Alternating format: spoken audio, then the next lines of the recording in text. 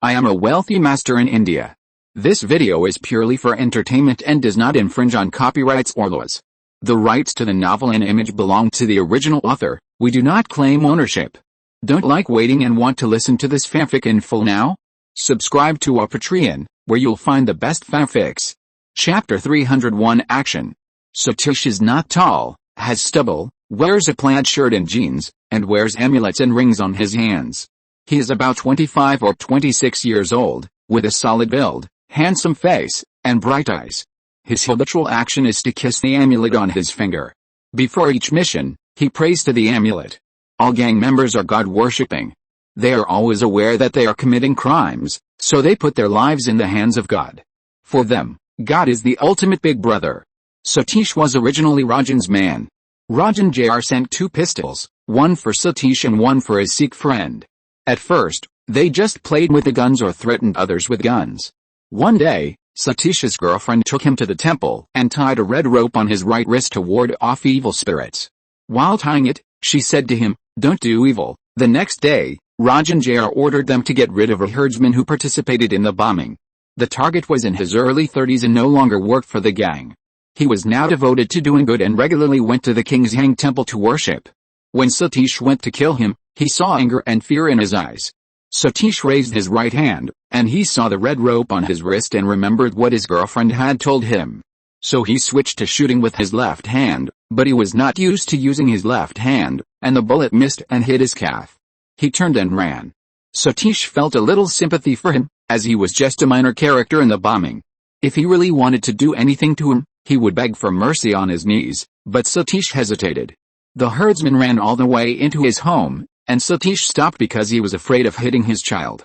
But the sound of the gunfire awakened something in Satish's heart.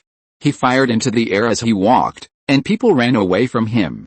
The mission failed, and the order from above became more urgent. The herdsman involved in the bombing must be shot.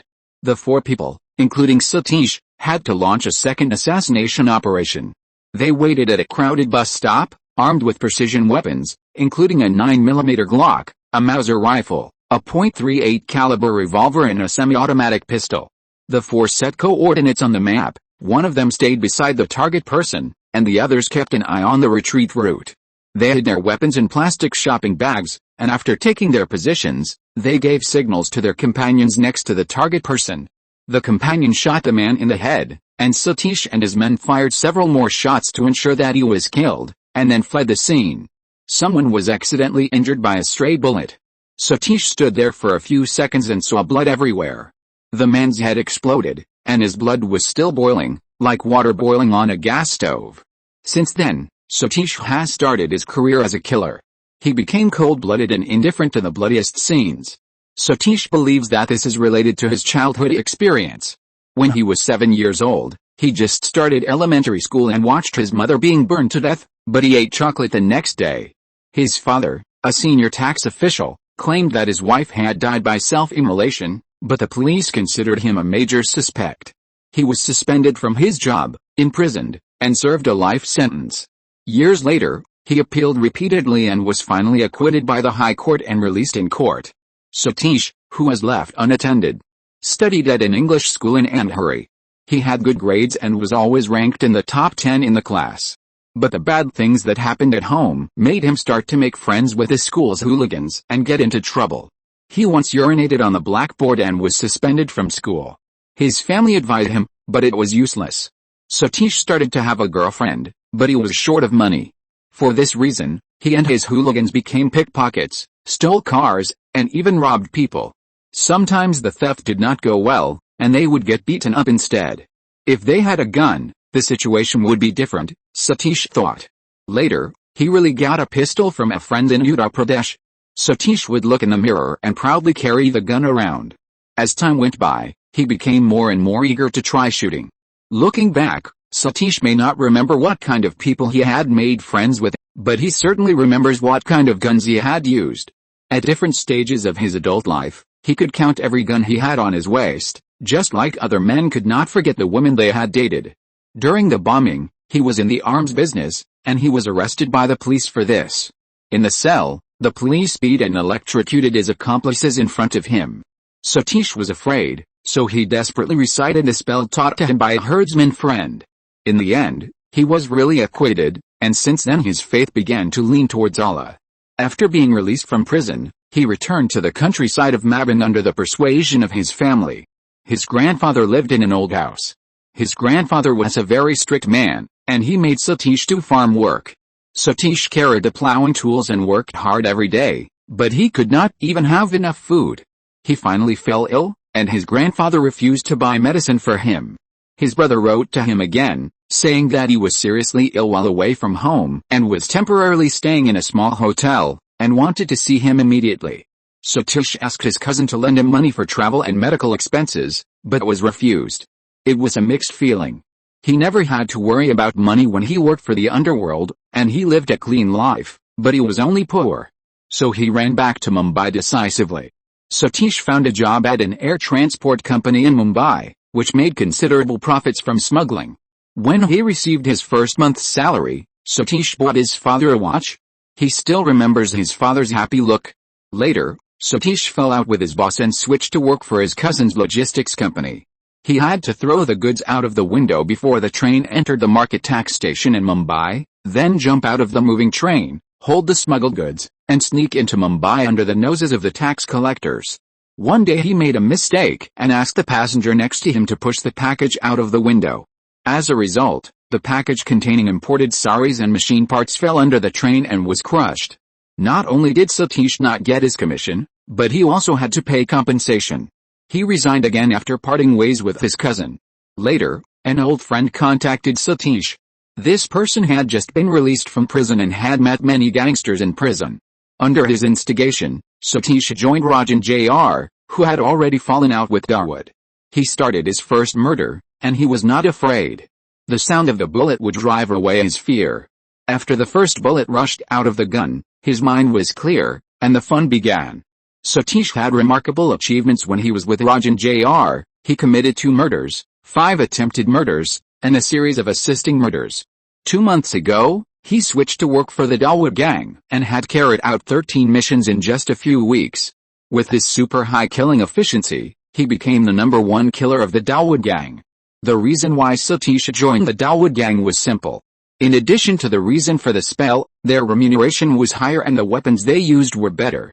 Killers generally have 2 hobbies, women and guns. There is a pleasure when the bullet flies out, and this pleasure becomes stronger when you see the target person fall. He enjoys this pleasure. After receiving the task from his superiors to go to South Mumbai to grab territory, he rushed faster than anyone else. He didn't care about the reputation of Cad Khan at all, just a bullet.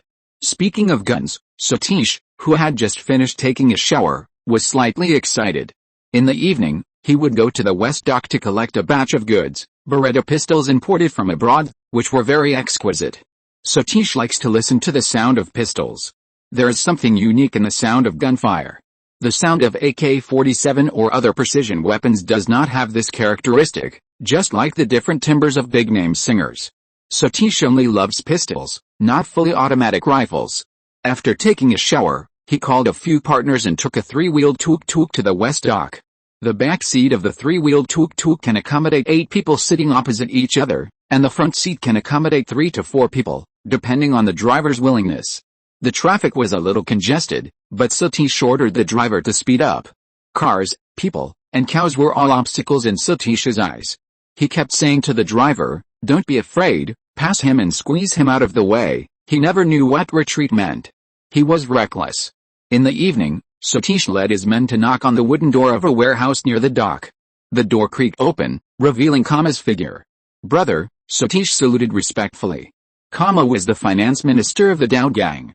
The killer's salaries, activity funds, and weapons and equipment were all paid from him. "Come in, don't be so ostentatious.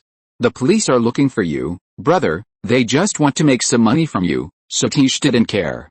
"The goods are in the box, you count them, okay?" Satish led his men into the house. The wooden door of the warehouse was closed, the afterglow of the sunset gradually sank into the sea, and the dock was shrouded in shadows. There were shadows swaying in the distance, and they approached cautiously and hid their bodies under the eaves. The leader was Johnny. The new federation had been following Satish for a long time, and today they finally got the chance to see him leave Malputan. He was a man on the Federation's list of people to be killed, and several good players in the gang were killed by him. Johnny led the team himself. He was the top fighter under Cad Khan and was good at fighting. Sanjay carefully scanned the warehouse, then gestured to Johnny and wiped his neck. His eyes were full of desire, the desire to kill. Johnny sighed in his heart. Today's action was also organized under Sanjay's insistence. Since the death of Cad Khan, the Federation has become less stable, even though he has eliminated dissidents. The Waladellera gang led by Chuha made a fortune by Bafin and videotapes, which brought great stimulation to the leaders of the Federation. Johnny knew that the rules left by Cad Khan would not last long. Chuha's model is the path that all gangs will take in the future. This is the general trend. Poison, women, and videotapes, there are too many profits in them. If the money piles up high enough, it will become something like a political party. It brings as many advantages as disadvantages. It concentrates too much power in too few hands, and the closer people are to money, the dirtier they become. If Johnny disagrees with Sanjay's approach, someone else will make the decision for him. Fate always gives people two paths, one is the path they should take, and the other is the path they actually take. He wanted to wait for Ron and the new superintendent to take action. But, under Sanjay's eager eyes, Johnny finally nodded. Several people behind them took their pistols from their waists, and some held daggers tightly, tiptoeing towards the warehouse. There was a person on guard at each corner of the room. With the help of the shadows in the alley, the people from the Federation went around and easily eliminated them. Johnny made a few gestures, and everyone nodded their heads slightly to the left and right to show their agreement, and then began to act. Chapter 302, A Tragic Victory. There is an alley in front and behind the warehouse. One of the alleys leads to the main street, and the other one goes around the corner and leads to other houses in the block. Johnny arranged a person to guard at the end of each alley. He didn't bring many people, only 8 or 9. Too many people would easily attract the attention of other forces, and now is the period of gang war. The warehouse is not big, there are no windows, and there are only 2 doors in and out. He made a gesture and 2 people stood next to the front door and the back door.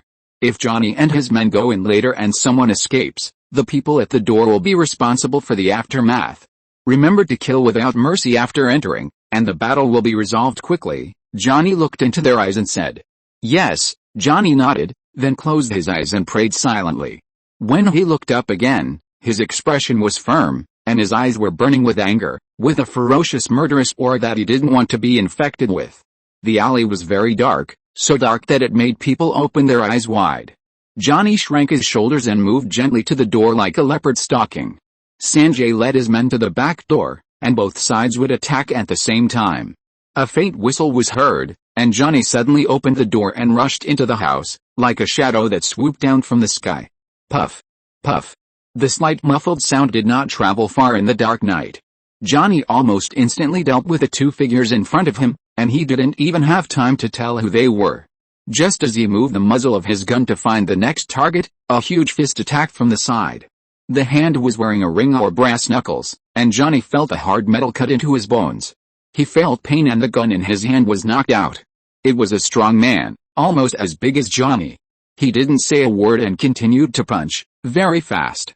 Johnny raised his hand to block, and the huge impact made his back hit the door. There was a body under his feet, and he was tripped. In the dim light, someone fired 2 shots, and Johnny saw a flash. Suddenly, the door behind was opened, and he looked over and saw several men colliding with the people who rushed in. The man fired 3 more times, and Johnny rolled out from under the burly man. He saw a knife, right in front of him, gleaming on the floor of the open door. Johnny grabbed the knife, but before he could get up, the body that had just tripped him suddenly grabbed his ankle. He tried to crawl over Johnny's body, out the door, to call for help. Without thinking, Johnny swung the knife back and cut off the man's fingers, and he screamed. It's amazing how little blood of someone else, or a lot of blood, can make your arm stronger, and make your aching wounds feel less painful due to the adrenaline. Johnny was furious, and he threw the burly man who was riding over him. He turned and saw Sanjay struggling with 2 people. There were people lying on the floor of the room, he couldn't count how many, far more than the 4 or 5 who had been with Satish earlier. The crackle, the clatter, the bang of gunfire came from all around, from above, and from other corners of the room. They seemed to enter the warehouse from several places at the same time. It was hard to tell who was who. There were shouts and screams all around. Johnny smelled urine, feces, and blood in the room. Someone had a stomach injury. Johnny hoped it wasn't him. He patted his stomach with his left hand, looking for the wound. The strong man was shot. Johnny was sure because the strength of his stranglehold on his neck was fading quickly. Sanjay and the two men were fighting hard, throwing, digging eyes, and biting. Johnny struggled. This raid was unexpected. They had to fight quickly. But the strong man held him tightly, like a turtle caught in a net. Johnny raised his knife and stabbed him from behind his waist. The strong man roared and swung his fist to hide him in the chest. The pain made Johnny shrink and roll to the side. The strong man suddenly climbed over him, using his body as a fulcrum, and barely stood up. He seemed to want to protect someone, right at the back door, where Sanjay and the others were fighting. Johnny was furious. This unexpected opponent had tied him up for too long. When the strong man took a staggering step, he suddenly jumped up and jumped onto his back. He held his head with his left hand and thrust a knife in his right hand into the man's throat. Johnny felt the bones trembling under the knife, and the tip of the knife was shaken to the side. He was so strong and his neck was so hard. Johnny hung on his back and was dragged by him for 2 more steps before his body softened and fell. Boom, a dull sound, shaking the floor. Johnny fell on him and raised his head. There were not many people standing in the room. Sanjay slumped in the doorway, his fingers stuck in someone's eyes. The man tilted his head back and leaned on his knees, his chin drooping, and his neck crackled like a burning kindling. Someone pulled Johnny from behind and pulled him up. Johnny subconsciously prepared to swing the knife, but was held down by someone with both hands. "It's me," it was Ghani's voice. He was in charge of the foreign exchange black market. Johnny breathed a sigh of relief, knowing they were safe. "Hurry," he spoke in an urgent tone, which seemed too quiet after the roar and bloody fight just now. "I need a gun," Johnny whispered vaguely. "No, it's over," Ghani panted. "Where's Satish?" Johnny hadn't seen the #1 killer during the whole fight. "Dead," Ghani pointed to the ground. Satish was lying there with blood on his head and a Beretta pistol in his hand. At his feet, there were 3 other people from the Federation lying. He was the one who fired the gun in the room before. After Johnny rushed in, he was the first to fight back. However, as the main target tonight, Satish was also the target of the Federation's concentrated fire. There was blood on his shirt and trousers, and many bullets shot into his body. Asshole, Johnny felt it was not worth it. They lost several people this time. They were all old brothers in the Federation. One less dead is one less. "Is Najir here?" Johnny looked around. "He's busy." The screams in the room stopped abruptly, like the night covering the silent lake, and the birds were silent. This was Najir cleaning up the mess, leaving no one alive. "How is Sanjay?" "He's not well." Johnny looked up, and only then did he notice that Sanjay, who was slumped at the door, was motionless. He stood up and walked to the door, squatted down, and moved the man with a broken neck away from Sanjay's knees. A dagger was inserted into Sanjay's abdomen. His face was pale and his eyes were complicated. "I was careless, dude. Listen to me. Hold on. We'll take you to the hospital right away. I didn't hear the whistle. I only knew you were fighting after the gunshots inside. Don't talk about that. Can you stand? We have to leave immediately. Don't worry about me, Johnny." Ghani suddenly called him from behind. There, the people in the room looked over and saw a head looming under a wooden desk. "Come out." Ghani pointed a gun at him. "Don't shoot. Don't shoot." A slightly cunning face slowly crawled out from under the table. "Kamal," everyone exclaimed. The finance minister of the Dawood gang, of course, was known to the people on the street. Johnny suddenly realized that it was no wonder that there were more people in the warehouse than expected, and the strong man should be Kamal's bodyguard. If it was just Satish's 4 or 5 people, the battle would have ended long ago, and they wouldn't have suffered such a heavy loss. Ghani pulled the bolt of the gun, and he kept in mind the purpose of tonight, leaving no one alive. "Don't. I know Mr. Sir. I helped him," Kamal shouted. "Wait." Johnny raised his hand and gestured to Ghani. "You said you know Mr. Sir." Johnny came to him. "Yes, you can call him. I'm not lying. I can also compensate you, and Dawood will bail me out." Kamal is a shrewd businessman, not a killer in street fights. In order to protect himself, he now agrees to any conditions. Kidnap him. Johnny decided to keep him alive for the time being. The surviving members of the Federation have already cleaned up the scene. The three dead were carried on their shoulders by their companions, and Sanjay was also carried out of the warehouse by two people. He was seriously injured and it was unclear whether he could make it to the hospital. They left from the back door and rushed all the way to the car waiting at the end of the alley. Johnny's eyes were full of sadness. They won and achieved their goal, but it was a Pyrrhic victory. The Dawood gang suffered a heavy blow, and the Federation also suffered losses. He didn't know if it was worth it. He was more worried about the small Rajan gang who were eyeing them covetously. Maybe he should shrink his forces and wait for the new police inspector to take action. But there were too many voices of revenge in the gang. They wanted to use Satish to establish their prestige to warn the surrounding forces that were ready to move. After Hardhan was gone, too many people were eyeing the Federation, and even Chuha, who used to be a small character, began to have friction with him. Tonight's victory was what the Federation urgently needed. It would scare off many people and prevent the internal division from falling apart. Johnny thought a lot, and he leaned back in his chair. The night, the tunnel of light that combined blood and fire, flew after them outside the window. Their fists loosened slowly and lonely, freeing their palms that were as scratched as their bodies and minds. It has always been like this, and it must be like this. After every gang war, anger will soften into sadness. Just an hour ago, all of them were still alive and kicking, but now 3.5 of them are gone. The gunfight in the dock warehouse did not attract the attention of the city. After visiting AJ, Ron focused his energy on Sun TV. They have reached an agreement with Pan Am Satellite Company and have been busy with channel migration for the past month or two. Now the hardware work is ready, and it can be broadcast on time in October, which is next week. Celebrity Cooking Competition has also recorded 2 episodes, and it will be served to the audience after the preheating promotion is over. In order to toss this TV station, Ron and his team invested 500 million rupees. Of course, this money does not need to be taken out of his pocket, but is loaned in the name of Sun Entertainment. Originally, Bollywood companies were not favored by banks, but as long as his name was among the shareholders, it would be easy to deal with. He was very skilled in using the bank's money to do business. There were good news and bad news. Vino in Dubai called him and encountered some problems with the import procedures in the Persian Gulf. Chapter 303 Headquarters Opening.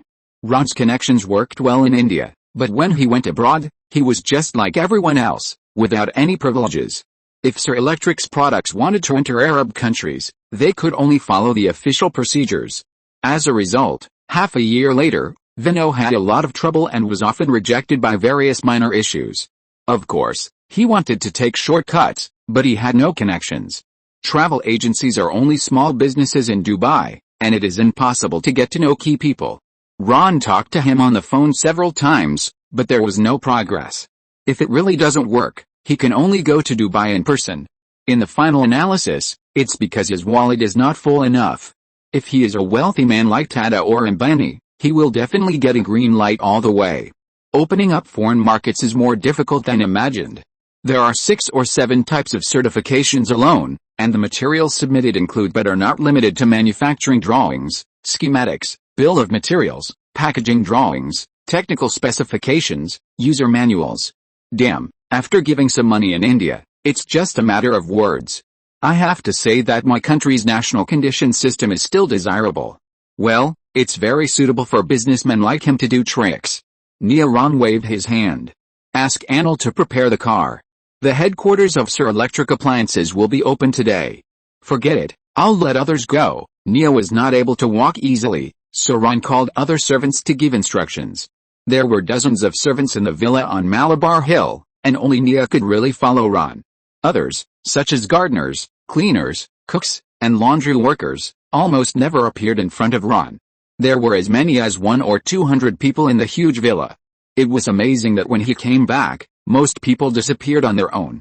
The invisible hierarchy has long penetrated into every aspect of Indian life, and all classes consciously abide by it. In order to facilitate the travel of this master, the car drove directly to the short driveway in front of the hall. He didn't even have to go down the steps to get in the car. After starting, the car could go directly from the short driveway in the garden to the seaside avenue outside, and he didn't have to walk an extra step. Outside the car window was the sea, and the sunlight shattered on the water, and on the rolling waves of the wide crescent-shaped bay, it sprinkled silver chains as bright as crystal. Birds with glittering bodies circled and turned in groups in the morning light. Their movements were in unison, like silk banners flying in the wind. Ron was in a good mood. His career was advancing by leaps and bounds, in all aspects. Of course, the biggest and most concerned thing for him was Sir Electric. Look at the silver-gray glass curtain wall building. Ron can see its magnificent figure from Bandra a few kilometers away. There are not many high-rise buildings in Mumbai now, especially in the central region, which are almost rare. Sir Electric's headquarters building has become a landmark building. Construction began in April last year and took a year and a half. Now it is finally officially opened. The overall design language of the building is modern technology style. The shape is conventional, but it exudes a sense of luxury everywhere. You look up and take a closer look. Under the sun, a whole piece of shining light is so bright that you can't open your eyes. The huge golden Sir logo is hung in the upper left corner, and there will be a different style here at night. India also has its own housewarming ceremony, which is called fire offering in traditional Hindi. When Ron got off the car, the venue is almost ready. A huge plaster statue of Ganesha was placed on the open space in front of the company's gate. Ganesha is the god of removing obstacles and solving problems, and can be said to be the most beloved Hindu god in Mumbai. People in trouble pray to it, just like some Christians pray to their patron saints. It is also a god who assists in the creation of poetry. Many candles and incense were lit around the plaster statue, and a circle of priests sat there chanting scriptures. It was funny that an extremely ancient fire offering ceremony was being held at the foot of a new building with a sense of technology. But this is India, and the worship of gods has nothing to do with wealth. Under the guidance of the priest, Ron held an oil lamp and circled around Ganesha again and again, while silently reciting scriptures. The priest threw water drops and seeds while walking, symbolizing the reverence for natural elements. Indians believe that sins will accumulate during the construction of houses, such as harming insects and violating the laws of nature, so a fire offering ceremony is needed to drive away evil and avoid disasters and pray for the protection of gods. Of course Ron didn't believe this, but he wanted to do it for outsiders to see. The venue is crowded with people, and more than 20,000 employees of Sir Electric were here. In addition to them, there were also a number of politicians such as the Chief Minister of Maharashtra, Pawar. Even the BJP, which was far away in Gujarat, sent Modakson to participate in the celebration of Sir Electric. Tisk, the lineup was full. Not to mention the businessmen here in Mumbai, all the partners of Sir Electric were invited. Even a few Bollywood stars were invited, and they would perform at the party later. After the cumbersome ceremony, the Ganesha was removed, and Ron stepped forward to speak as he should. It was all big and empty cliches, but the employees listened to it with excitement. They shouted "Long live Sir Electric," for a long time. The reason is simple. Sir Electric has been producing at full capacity for a year, and the salary and bonus are sufficient. At this time, even if Ron went up and cursed a few dirty words, they would still admire their boss's extraordinary courage. As long as the halo around you is strong enough, no matter what you do, someone will defend you. Maharashtra Minister Pawar also gave a speech, in which he emphasized the contribution of Sir Electric to the economy, employment, and industrial upgrading. Tens of thousands of jobs, and more will be created in the future. Any party now has to please Ron. 2 years ago, he still had to find someone to give him money, and both parties dared not offend him and stood like minions. What about now? People from both parties stand behind him as a background board. 30 years in the East, 30 years in the West, don't bully cough. Ron and Pawar each grabbed one side of the banner and cut the ribbon. The cameras below kept clicking, and some cameras were almost facing his face. Ron glanced at Sun TV, which turned out to be his own. The TV station will premiere soon, and the opening of Sir Electric's headquarters is the main news. He smiled at the camera and made a gesture. The housewarming ceremony combines ancient and modern times, with fire offerings and ribbon cutting. After completing all the procedures, Ron turned around and let everyone into the building. Today is the open day, and all employees, guests, and registered citizens can visit the Sir Electric headquarters. You can also receive a gift at the entrance, and snacks are prepared in the lobby. All these arrangements are to show the strength of Sir Electric. Not only did Sun TV follow the whole process, but Zee TV also sent people to do interviews. Ron accepts everyone who comes. What's wrong with competitors? Today, we are promoting Sir Electric. For example, the lively scene at the entrance was followed by Zee TV. In the square outside the gate, many employees held garlands in their hands and put them around the neck of a bronze statue. Yes, it was Ron's full-body statue, standing in the center of the square. He originally refused, but all the employees cried and shouted for it. Mr. Sir's kindness is not over yet. It's hard to refuse such a generous gesture, so this statue was built. In addition to garlands, some people also offered flowers and rice, or held oil lamps for puja and prayer. This scene reminds people of Rudyard Kipling's writings, where Hindus and herdsmen prayed in each other's roadside temples without bias. Does anyone think it's exaggerated? No, the Congress, the BJP, the rivals ETV, and the whole city of Mumbai all thought that Ron deserved it.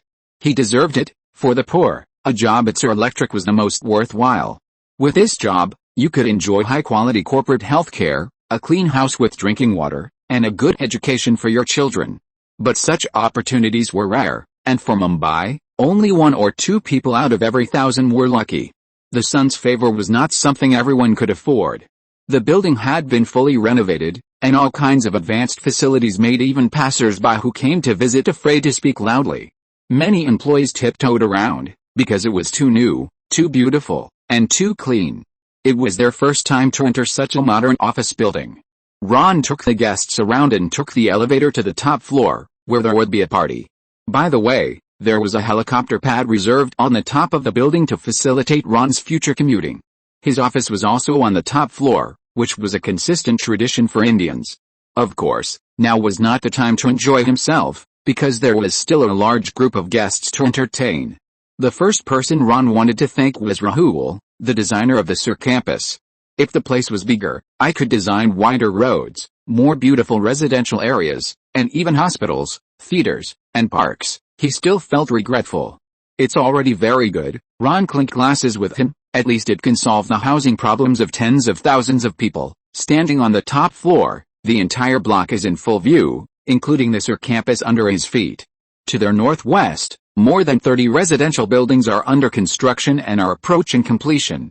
The original plan was to build 10 buildings, but with a rapid expansion of Sir Electric this year, it was urgently expanded 3 times. There are 2 types of residential buildings.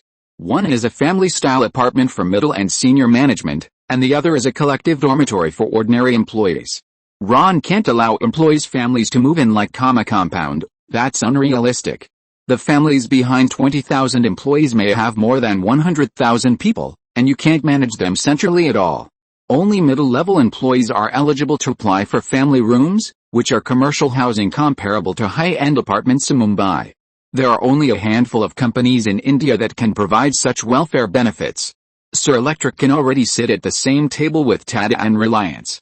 Rahul's idea is too idealistic and difficult to achieve in Western countries. You're right, it's already very good. At least you still have the school, he shrugged. Sir Electric is a well-known brand in India, Ron laughed. The company has too many employees, so he simply prepared a school. But it is not in the Sir campus, but to the north, across the road. The land was approved by the Mumbai government, and Ron was responsible for the preparation and construction, and named after his surname. The school is expected to accommodate tens of thousands of students, and teachers will be hired from professional institutions. It can be foreseen that this school will definitely be better than public schools in the future, and may even be ranked in Mumbai. Sir Electric is already a new giant, and this investment is nothing, and it can also be exchanged for a good reputation. When Ron and Rahul were discussing urban planning, Oda also smiled and came over with a glass of wine. He was in a good mood. The performance of the joint venture TV set in the past 6 months was quite impressive. The most important thing is that half a year has passed, and it's time to pay back the money that was agreed upon for holding the goods for half a year. If you're listening to this novel on a channel other than Fanfic World, it means they downloaded and uploaded it without effort. We cordially invite you to visit our channel, Mundo Fanfic Novelis. There you'll find the original version of this story, and you can explore many other novels of various genres. We're waiting for you to immerse yourself in a world of incredible novels.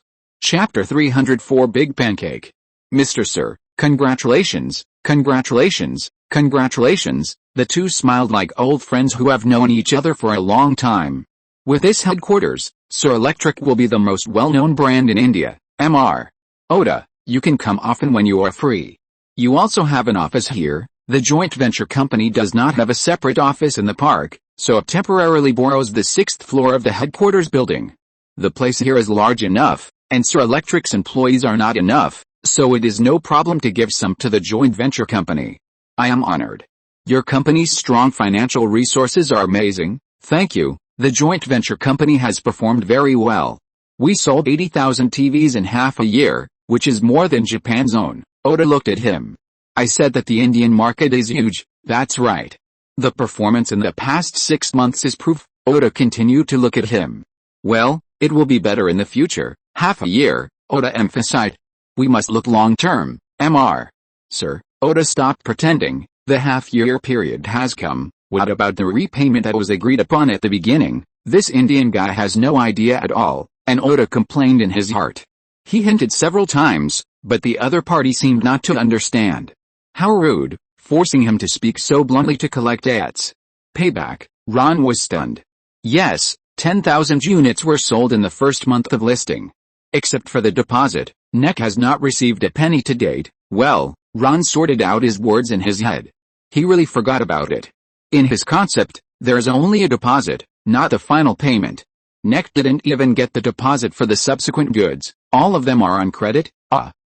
Ron took a sip of wine unnaturally. Did it even pay the deposit? It seems a bit too much. Oda stared at him closely, as if he would not give up unless Ron gave an explanation.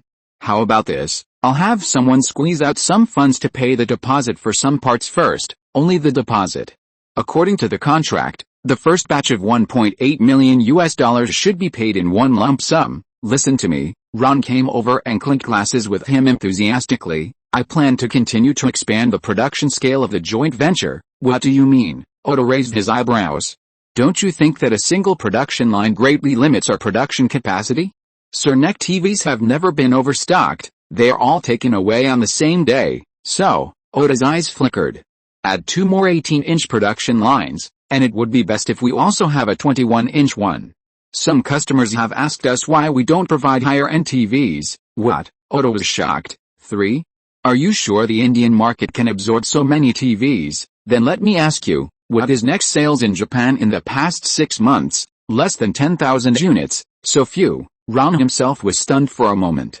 Neon's economy is at a low point, but NEC's main sales are overseas, Oda explained. Oh, Ron almost forgot that these 2 years were the Ice Age when the Japanese bubble burst. The entire country was broken, the economy was in depression, and the consumerism that was prevalent before was replaced by low desire values. It was a miracle that TVs and the like could sell well. Many people even took their household items to second-hand stores to sell them second-hand. They were short of money. Look. The Indian market is more than 8 times that of Japan. Is it too much to add 3 more production lines? This is a deal of nearly $10 million.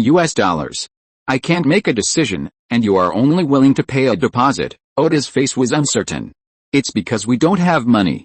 We just received the first month's payment, and in the end we still have to give it all to you, Ron complained. The first batch of 10,000 TVs received about 100 million rupees, which included the cost of imported parts and the profit dividends of the 2 companies. Ron only planned to pay a deposit of $600,000 for another 10,000 sets of parts, and the rest of the money would be used to order equipment. 2 18-inch lines and 1 21-inch line, the deposit added up to almost 100 million rupees, not a penny left. If you hadn't reminded me, I would have almost forgotten that the final payment for the first 2 production lines has not been settled yet. Are we going to increase the amount now? Oda's eyes became clear. Next month. We will definitely have money next month. The payment for another batch of goods will arrive by then. How can you guarantee that? No contract. It is a fact that all the money earned by the joint venture company now has been taken away by NEC. Ron spread his hands. That's because you want to order more equipment, Oda emphasized. Isn't that money? There will be payments every month in the future. We will slowly pay off the previous final payment, provided that the core parts imported from NEC are not cut off. Oda was a little entangled. He thought what Ron said made some sense. At least he didn't rush to pocket the profit of the joint venture company in the first month, but gave it to NEC in exchange for more equipment. According to this trend, the payment next month will be able to settle a considerable part of the parts purchase bill. The purchase amount of 80,000 sets of parts has far exceeded the value of the equipment itself. The most important thing is that the domestic economic situation in Japan is really not optimistic. The bubble burst in 1991, but its powerful destructive power only began to appear in 1994. People's consumption desire is low, and NEC's financial report is getting worse and worse. What's worse is that Japanese chips are also being besieged by the United States. 1995 is a hurdle. The two sides signed the semiconductor agreement in 1991. 4 years later, Japan's chip shipments were lower than those of American companies for the first time. They have lost a large share of the international market. Toshiba has been reducing production capacity and closing branch factories. The situation of Hitachi, Fujitsu, and Mitsubishi is not optimistic either. Sooner or later, they will follow in Toshiba's footsteps. The company laid off employees, closed factories, and many equipment were sold at a low price. That was a real low price sale. Not even the $600,000 deposit could be sold. Why didn't Oda refuse Ron's outrageous conditions? It was because compared to selling at a low price, if India only paid a deposit, it was actually not bad. Once the Indian factory has the equipment, it will produce and continue to import parts from Japan. NEC's factory in Japan will not be closed, and it will even be profitable. Now some Japanese companies would rather lose money than keep the production line running in order to survive the downturn. They know that once it is shut down, it will be difficult to start it again in the future. Without sustainable R&D investment, the technological gap will only widen. Compared with its peers, NEC is already in a very good situation. It is not bad to say that the Indian factory is feeding back to the Japanese headquarters. How can the joint venture company's production line stop at this time? It must not stop. It is nothing to pay a deposit for the equipment. If they are forced to a certain extent, it is not impossible to give it away for free. The money earned from the core parts will make up for these losses. Oda said that he could not make a decision, but he knew that the headquarters would definitely agree. The performance of the Indian market gave them hope. At this time, the 6-month payment cycle is no longer a problem. Mr. Sir, I will contact the domestic market about this matter, but you have to pay some more deposits. No problem. 600,000 US dollars, 24 million rupees. What? Oda was stunned. I only have rupees in my hand. You can ask the Indian government to exchange them. Ron shrugged innocently. Rupees are fine. Cash. Deal. NEC can also go to the international market to exchange rupees for US dollars, but it will lose a little. As for the Indian government, Oda has no hope. Their own foreign exchange reserves are pitifully small. After spending some time dealing with Oda, Ron quietly breathed a sigh of relief. It's not that easy to be a deadbeat. Every time they meet, they have to compete with Xiaori, but the debts have been delayed for a long time. The joint venture has been established for more than a year, and none of the bills for purchased equipment and parts have been settled. Ron even forgot which deposits had been paid and which had not been paid. There were too many and he couldn't remember. But there was one thing he didn't lie to Oda. The joint venture's revenue of more than 100 million rupees in the first month was indeed handed over to NEC. Of course, compared to purchasing parts, he would rather use this money to order equipment. What he bought back were fixed assets, and he could develop his own products based on them in the future. The supporting parts are consumables and have little meaning. The real bulk of the joint venture's repayments are in Ron's hands, as much as 1 billion rupees. He used all this money to expand the scale of Sir Electric Appliances. It would be a sin to give it to NEC early. In the future, he just needs to promise Oda some deposits every month, so that he won't get upset or to make a lot of money. Well, how to grasp this degree is a science. NEC is still somewhat useful now. With this tiger skin, the grade of Sir Electric Appliances can be raised a little. There is no way. For Indians, the moon is rounder abroad. In addition, the cathode ray tube equipment that was originally agreed upon has not yet been put into use. Ron can't do too much. After all, he has to give some sweetness to the little ones. The party lasted until the evening. People were busy socializing. Politicians, businessmen, and celebrities with little fame were all in the same nest. Ron was no exception. He was able to get along with both the major parties and did not neglect anyone. Daxon left the scene after participating in the celebration because he was abstinent from alcohol. The person who represented the BJP at the party was Dhirubhai Shah. Ron and him had met in Gujarat. He not only had a long history in the party, but was also one of the moneybags of the BJP, mainly doing videotape business. After a detailed chat, Ron learned that Shah had also begun to enter the cable TV field, even earlier than Sun TV. He did not run a TV station, but only provided operating services, but he held the copyrights of more than 5,000 Bollywood movies. Of course Ron would not miss such a good opportunity, as Sun TV's video channel is in need of resources. As an operator, Shah also needs Sun TV to enrich the channel content, and the two parties agreed to discuss in detail another day. As Sir Electric expands rapidly, Sun TV cannot fall behind. Ron will focus on the TV station next, as today is the first day of the comprehensive channel's premiere. Well, it is to cooperate with the publicity of Sir Electric headquarters. He planned to enjoy the first news of Sun TV in the evening, but unfortunately the party was over, and someone came before he left Sir Electric. It was Johnny, who was waiting outside the gate. He should have come earlier, but was delayed because of Sanjay's matter. Sanjay died, and he stayed in the hospital for a day and a night, but he didn't make it in the end. Johnny was very sad, and he lost another old brother. "You don't look well." Ron motioned for him to get in the car. Chapter 305, Worship. The Mercedes was very quiet. Sitting in the car, one could not even hear the sound of the engine. There was only the muffled sound of the waves outside the car window. The car was driving on the seaside avenue. The street light slowly flowed into the slanted windshield, and the light occasionally flashed by.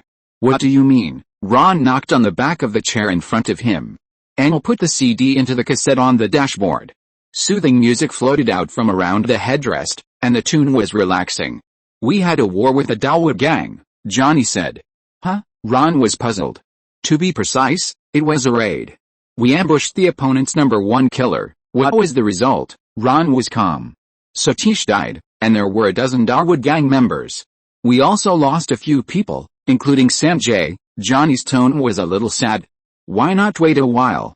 You can tell the police the whereabouts of those leaders." Ron sighed. This was the tacit understanding he and Johnny reached. As long as AG had enough information, he could naturally encounter those people. It was safe and efficient, and there would be no hidden dangers. They didn't have to be present during the whole process. The situation in the Federation is very complicated. Everyone is furious. The Dawood gang has taken over our territory, and many brothers have lost their lives. Can you still control them? Ron turned to look at him. "Yes." Johnny lowered his head, a little ashamed. To be precise, his position and voice in the gang have never been as stable as they are now. Both the radicals and the rising stars died in the conflict last night, and now no one would oppose his opinion. Tell your people to be quiet. The Mumbai police will take big actions recently, I know. The car slowly climbed up the long and gentle slope to the top of Malabar Hill. Anand turned off the stereo and asked Ron if he wanted to eat at the restaurant he often visited. Ron smiled and nodded, then signaled Johnny with his eyes to go eat something together. It was the peak time of the evening, and the residents of Malabar Hill came out to hang out. They drove into the parking lot, and there were 20 more cars parked outside Haji's restaurant, a distance away. Ron loved their naan and came every now and then to satisfy his craving. Most importantly, the restaurant was clean and upscale, catering to the wealthy of Malabar Hill. Hundreds of people gathered here every night to eat, meet, buy drinks, cigarettes or desserts. They took taxis, drove private cars or walked, and people came every hour until dawn. The curfew rules in other areas of Mumbai did not apply here, and the police even patrolled not far from the restaurant. People who live here have privileges, and the law will retreat. The restaurant was already full, but Ron did not go in. Instead, he sat at a wooden table in the open air, facing the sea. The guests chatted in Hindi, Marathi, Urdu and English, and the waiters rushed back and forth between the counter and the tables, serving drinks, food and plates with skillful and beautiful movements. Ron was a regular here, and a young head waiter walked quickly. Anand just gestured, and he nodded vigorously. This was a rare moment of relaxation, and Anand walked to the counter to get a drink. Johnny looked at him, young, walking with the air of an athlete ready to explode. He was taller than most of the young men around him, and his posture exuded a sharpness and confidence that was noticeable. His hair was short, and he was dressed simply and unremarkably, black ankle boots, black trousers, and a white silk shirt, which looked good on him. And he wore it with a bit of military valor, with strong muscles and a calm and composed look. Johnny almost immediately concluded that this was a good fighter. No one in the gang could match him. He must have been trained, and Johnny could even imagine how quickly and neatly he would deal with the enemy who came. Some of the guests and all the restaurant staff recognized Anand, and when he lit a cigarette, they talked to them, smiled at them, or joked with him. Their gestures were exaggerated, and their laughter was louder than a while ago. They pushed each other and reached out to touch him from time to time, as if they were eager to win his favor, or even just to get his attention. But Ron's place was very quiet. There were no guests within a 10-meter radius. They would only cast a casual glance at Anand when they were chatting and laughing. It was as if they wanted to find out from him whether some important person was in a good mood or not. But no matter what the result was, no one dared to rush in here. The waiter came back with food and drinks, and Anand followed slowly behind him. The waiter put down the plate carefully, and he stood there, begging Ron to speak with his eyes. "Ramesh, is your father okay?" Ron asked him. "Yes, bye, he is fine. But I have a question," the young waiter answered in Hindi, nervously pulling at the corner of his clothes, folding and letting go. "Just say whatever you want to say, Ramesh, it's my brother, bye. He just graduated, he is very good, studies very hard, and he wants to." Ron nodded and motioned him to continue. Ramesh's confidence increased greatly, and he continued to speak in Hindi. "He is a student at the University of Mumbai and has won an award. He wants to work for your Sir Electric the most. He has not applied for any other company. I told him that he should come here to meet you and you would give him a chance. But he is too strong-willed and too proud to get in on his own. You know, he respects you, bye. He is reluctant to speak to you for fear of disturbing you. If he knew that I was talking to you about this, he would be very angry. But I saw you tonight, Lord Surbay, and I thought, God brought you here to meet me. I am sorry to disturb you." He fell silent, swallowing hard, and his fingers holding the metal plate turned pale due to the force. "I know, I will ask the HR department to pay attention to his resume, Ramesh." Ron nodded slowly. Hearing this answer, Ramesh's face suddenly opened up, as if he had won the lottery. Ramesh looked like he wanted to grab Ron's hand to express his gratitude, but in the end he bowed and stepped back, saying thank you in a low voice. Anand and his men ordered fruit salad and coconut yogurt, and after the waiter left, they smacked their food with great satisfaction. Ron tore off some scones and threw them into his mouth, then drank some of his iced drink, and motioned to Johnny to make himself at home. Ahead of them, at the foot of the hill, was the seawall, with a stone walkway. At dawn and dusk, the tide would fall under the walkway, allowing passage. At high tide, it would be buried again, leaving only the bare seawall. There was also a small island nearby, which looked like a large ship anchored in the night from the retaining wall on the coastal road. Above their heads was a round, flat yellow moon, hanging high in the clear night. There was a breeze from the sea, but it was a hot and humid wind. Bats flew in flocks along the wires in the sky, thousands of them, like notes on a musical score. "Tell me, what else is going on besides the gang war?" Ron finished his iced drink. "We also caught a man named Kamal." Kamal, Ron thought he sounded familiar. "He's the leader of the Dawood gang." "Yes, the outside world calls him the finance minister of Dawood." "Oh, I remember." Ron took his phone. At first, Videoconduct wanted to stir up trouble, but Kamal sold him out. Did he personally participate in the gang war last night? That might be an accident. We followed Satish and finally blocked him in the warehouse. Unexpectedly, Kamal was there too. We found him under the desk. The Federation was originally going to clean it up, but he said he knew you and helped you, so I came to ask, where's he? Ron thought about it. He was locked up and no one knew. Lock him up first, don't let the news leak out. I have to check his information first. Okay, Johnny stood up. The situation is not favorable for the gang recently. You know, AG, don't let him get hold of the Federation's handle, otherwise it will be difficult to get away. Passports, foreign exchange, gold, and videotape business can be done, but don't touch other things. There are hundreds of encounter indicators at the Mumbai police station, and anyone may be on the list. Johnny paused for a moment, then nodded and left. He planned to let several gang members with stains go to hide for a few days to avoid the limelight. The Federation will also have to keep a low profile for a few weeks. Their opportunities have been used up. Back at the villa, Ron asked Nia to turn on the TV and tune to Sun TV.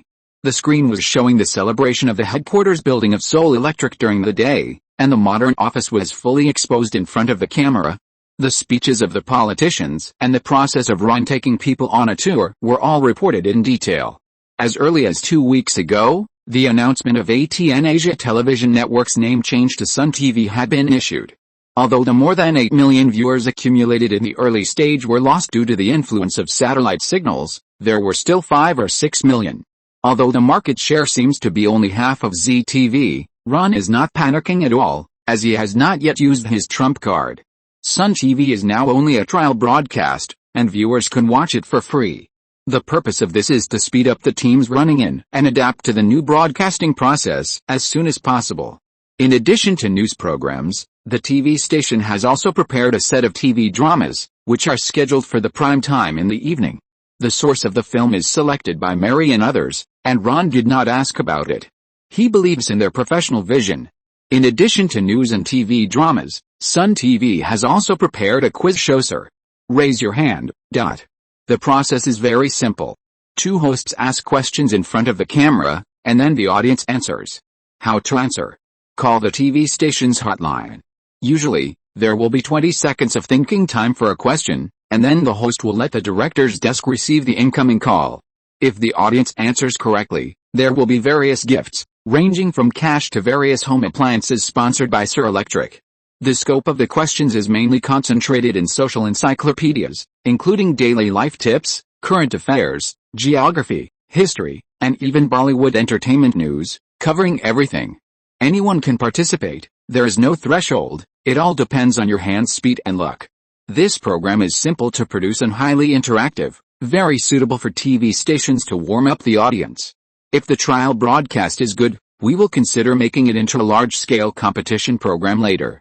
Influenced by today's conversation with Johnny, Ron even thought that Sun TV should try special reports on crime.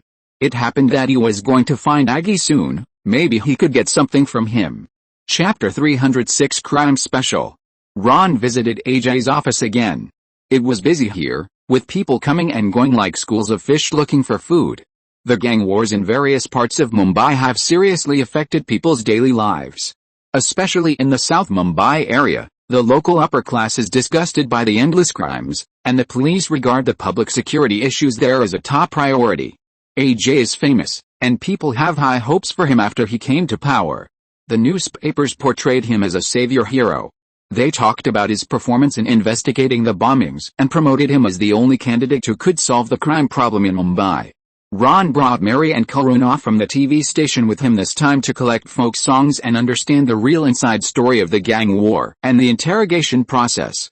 Sun TV not only wants to do special reports on gangs, but also shoot crime-themed TV dramas or police films.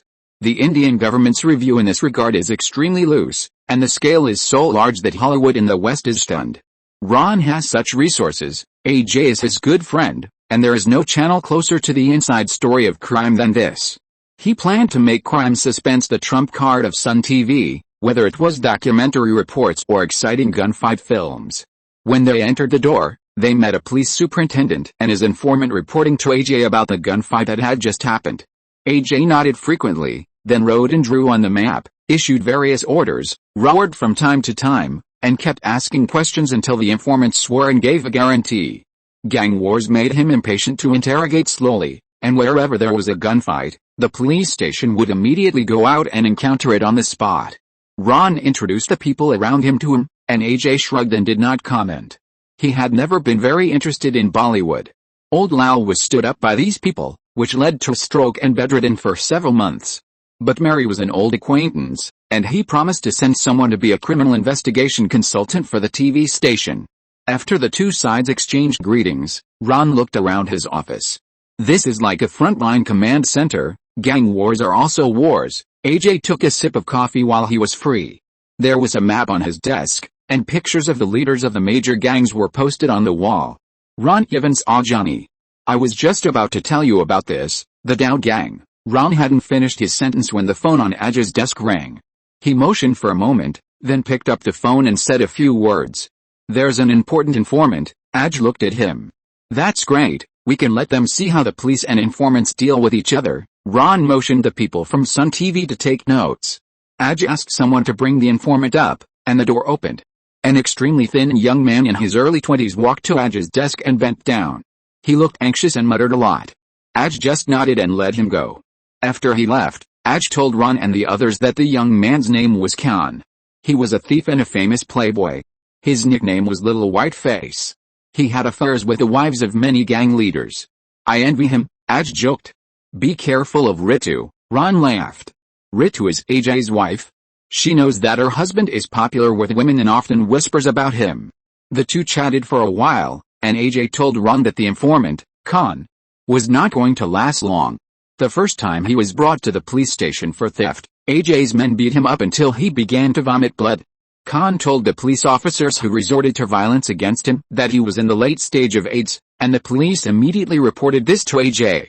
My first reaction was to ask them to clean up the blood and disinfect the entire floor with Dettol. Then AJ had a conversation with Khan and persuaded him to become an informant for the police.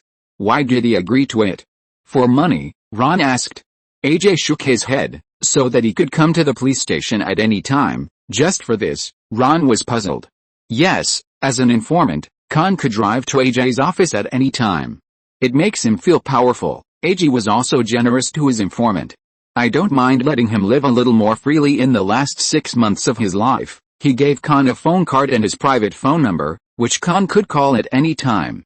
What about his crime? Will he continue to commit crimes later? Mary couldn't help asking. I spared him once or twice. AJ shook his head and smiled. Khan was sentenced to 6 months and 8 months in prison for participating in 2 other armed robberies.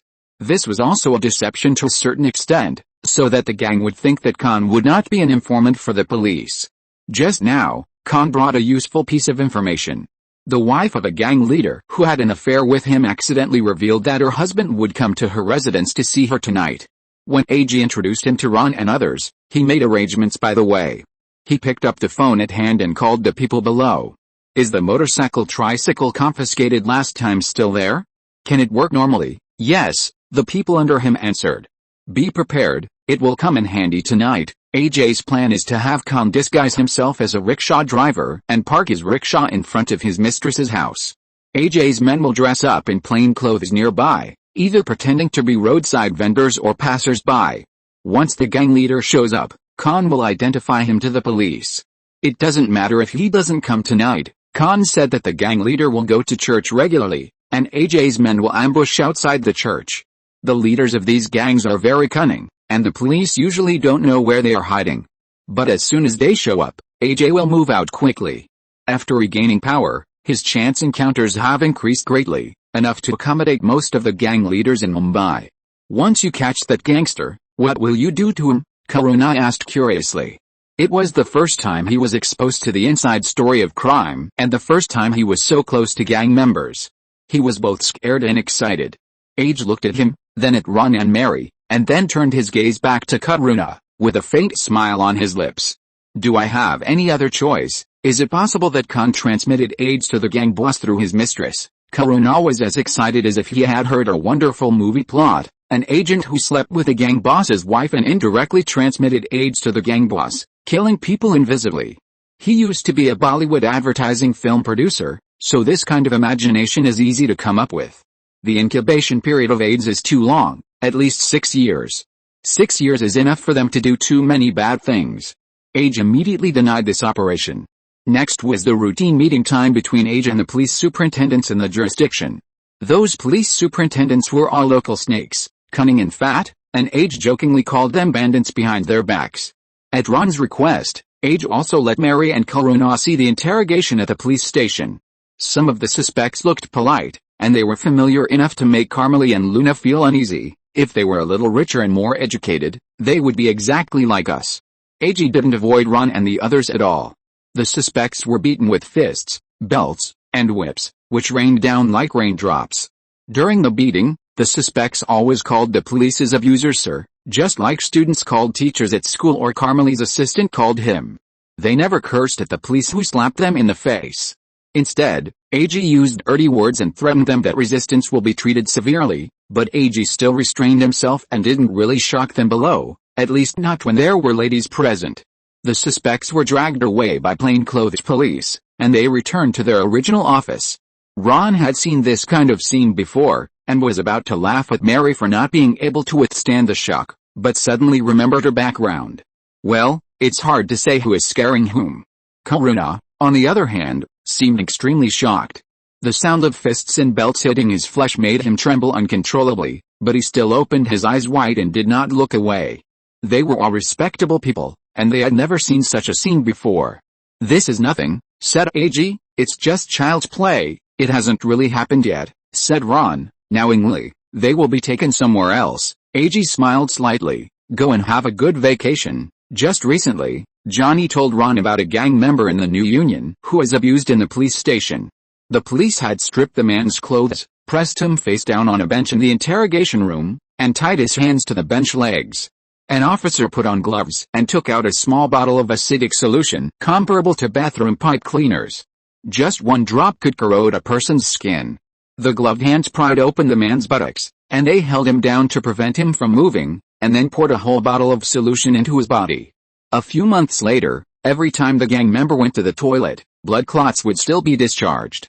"There is such a world around us, and I know nothing about it," Karuna said belatedly. "I really want to turn a deaf ear to the outside world and live in peace." He suddenly realized that he had been living on the river bank, which was whitewashed and peaceful, but the river was deep and bottomless.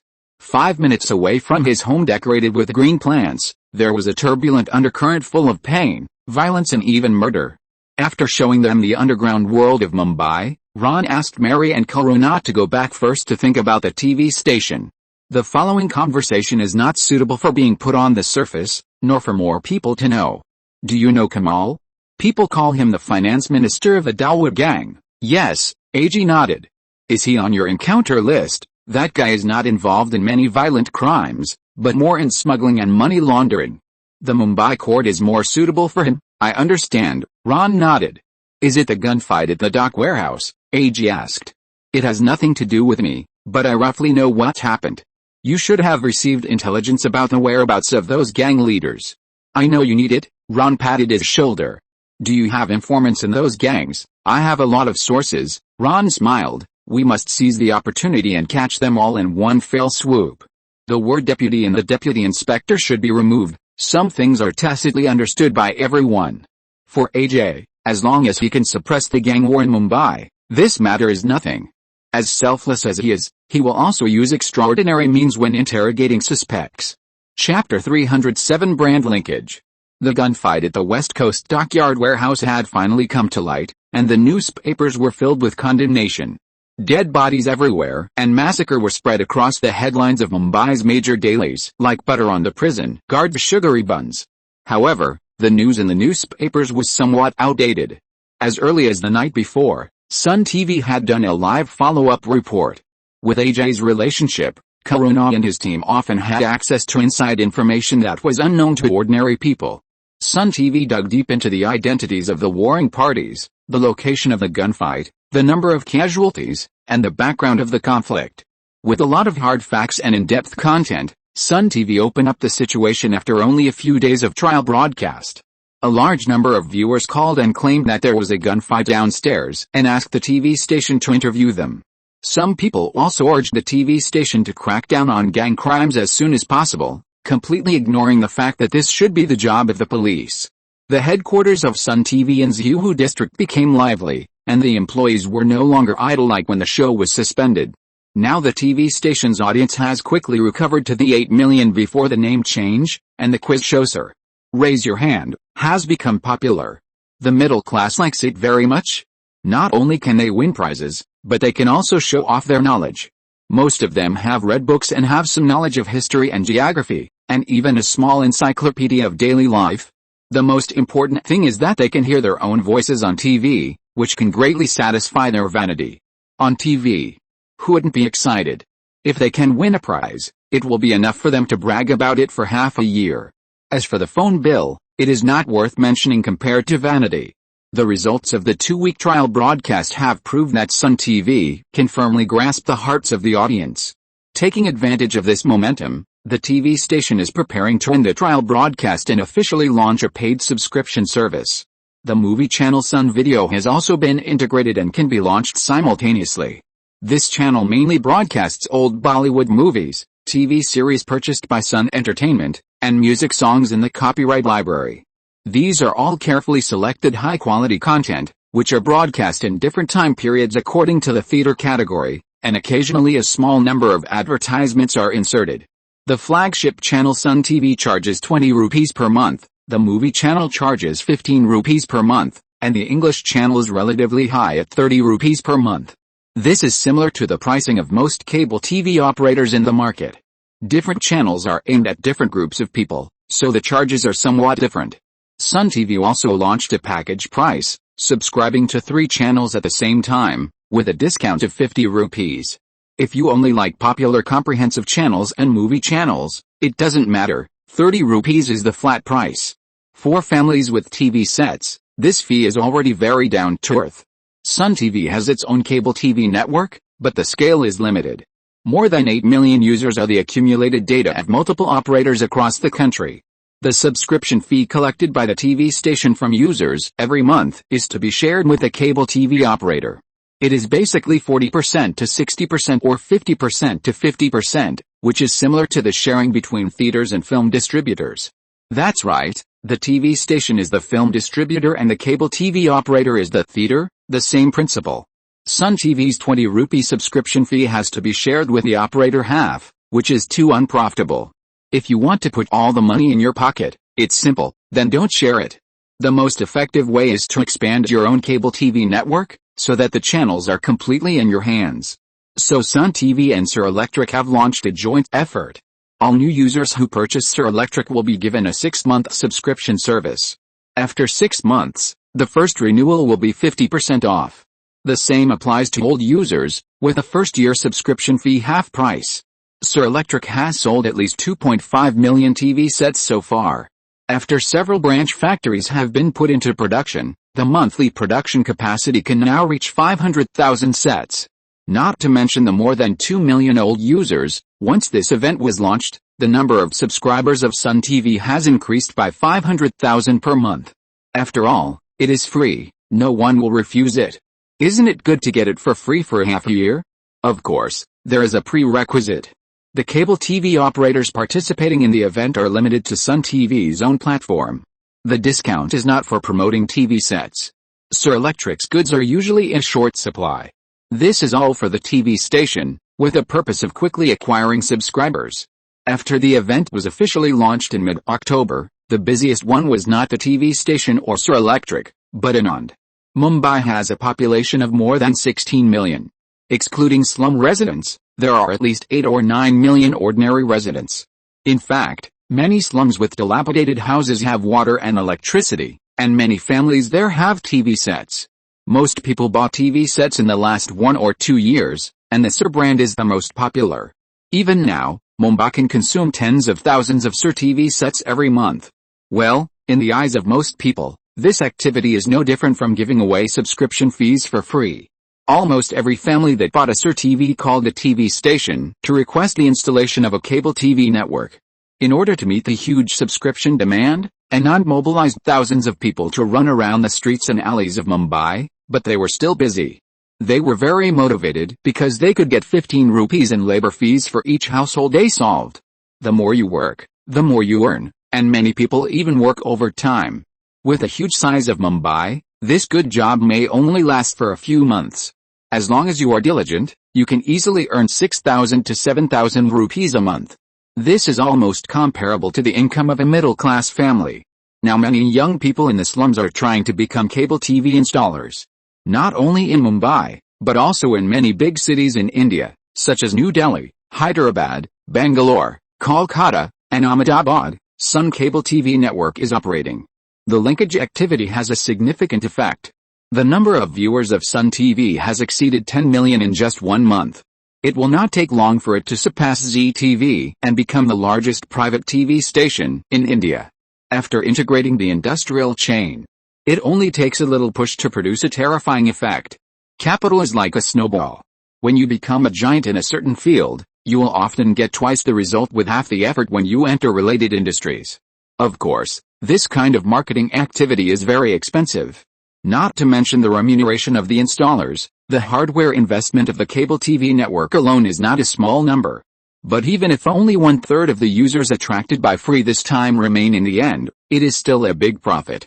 Once users get used to a channel, they will become dependent on it in the future, and there is a high probability that they will continue to pay for subscriptions. The hundreds of millions of rupees burned in the past are all worth it. Users will compensate for their losses and make more money.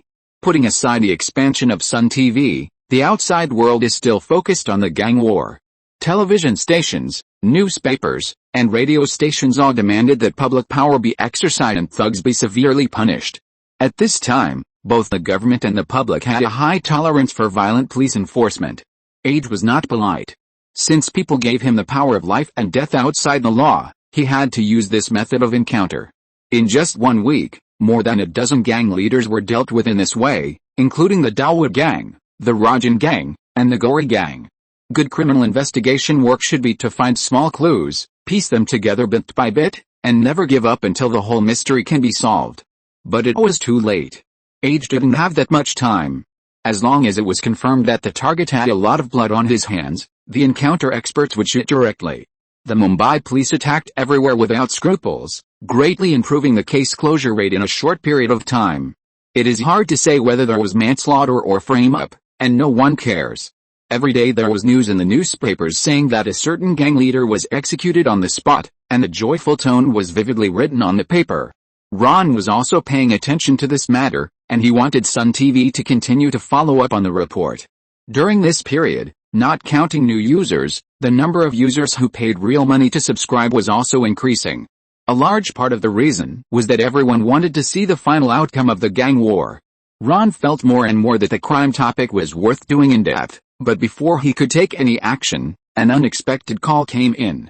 Shakir, this was a name that was both strange and familiar. Mr. So, I wish you peace and tranquility, he was very polite. I'm surprised you called. I'm not here to cause trouble, I want to make a deal with you. What? Ron raised his eyebrows in surprise.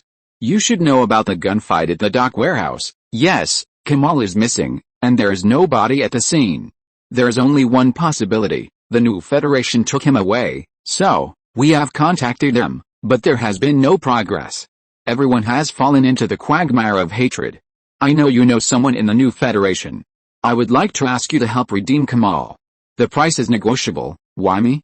Or to put it more bluntly, why should I help you? So Electric is seeking to enter the Dubai market recently, right? What do you mean? Ron was a little serious. I can introduce you to the Maktoum family. They are the rulers of Dubai.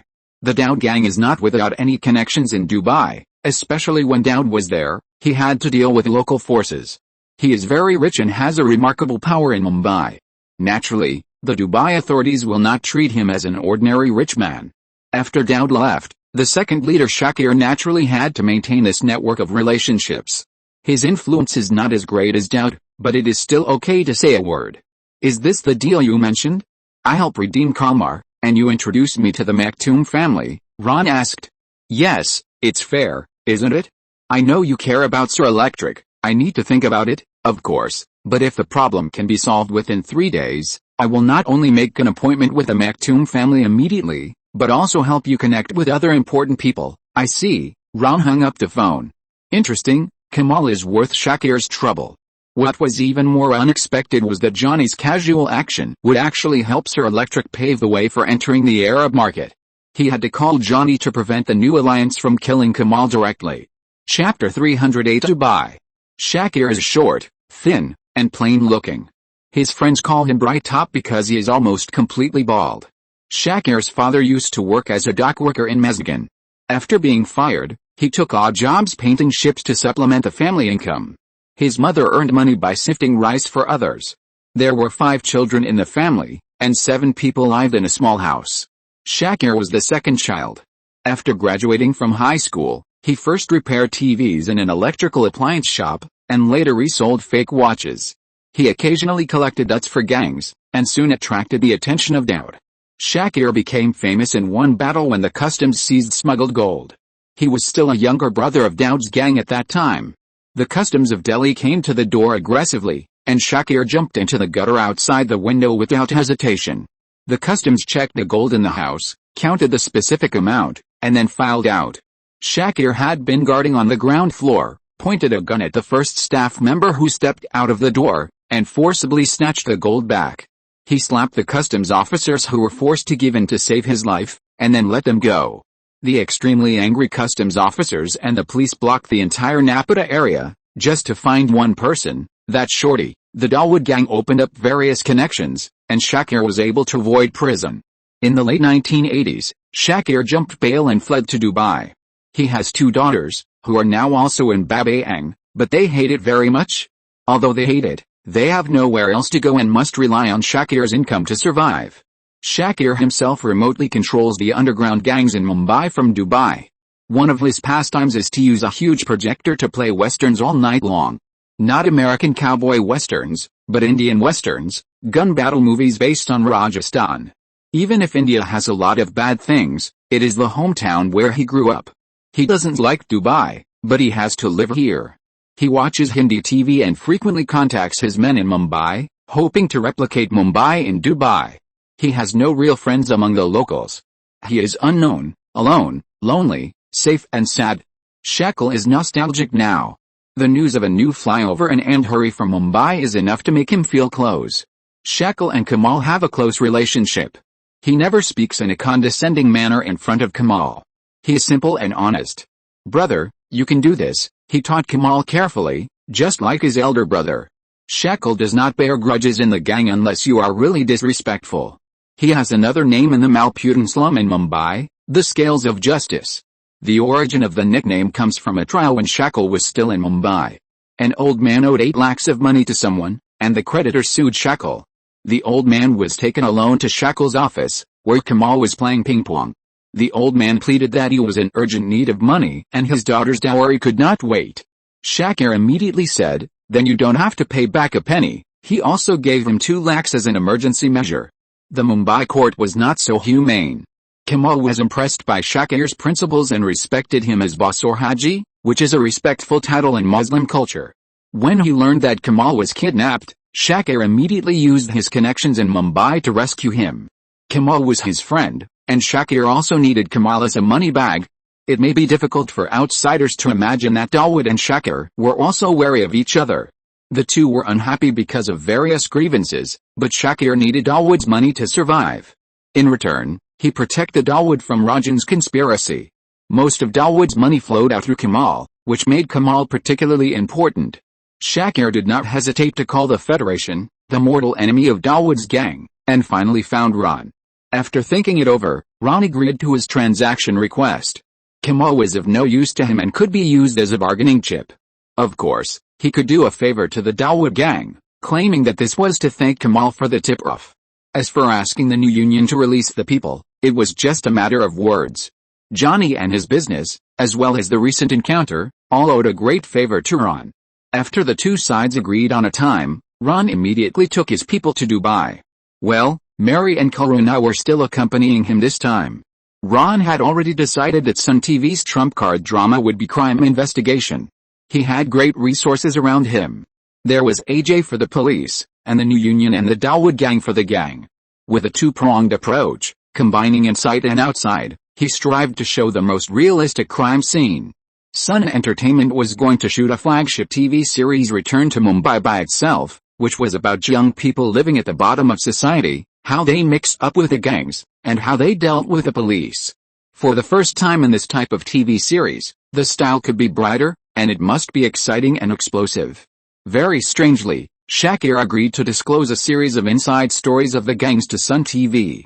He hopes to let the Indian government, society, judicial system and gangs know through television that gangs exist for a reason. He suggested that Ran write the most realistic gang war into the movie script, which should be different from the previous ridiculous film and television works.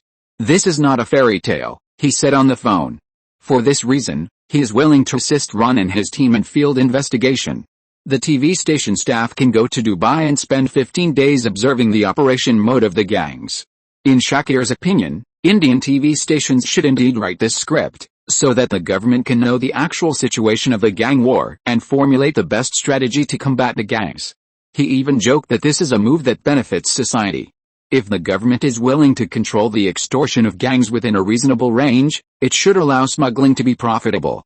We must tighten the trade policy on gold, Imported watches and electronic products again.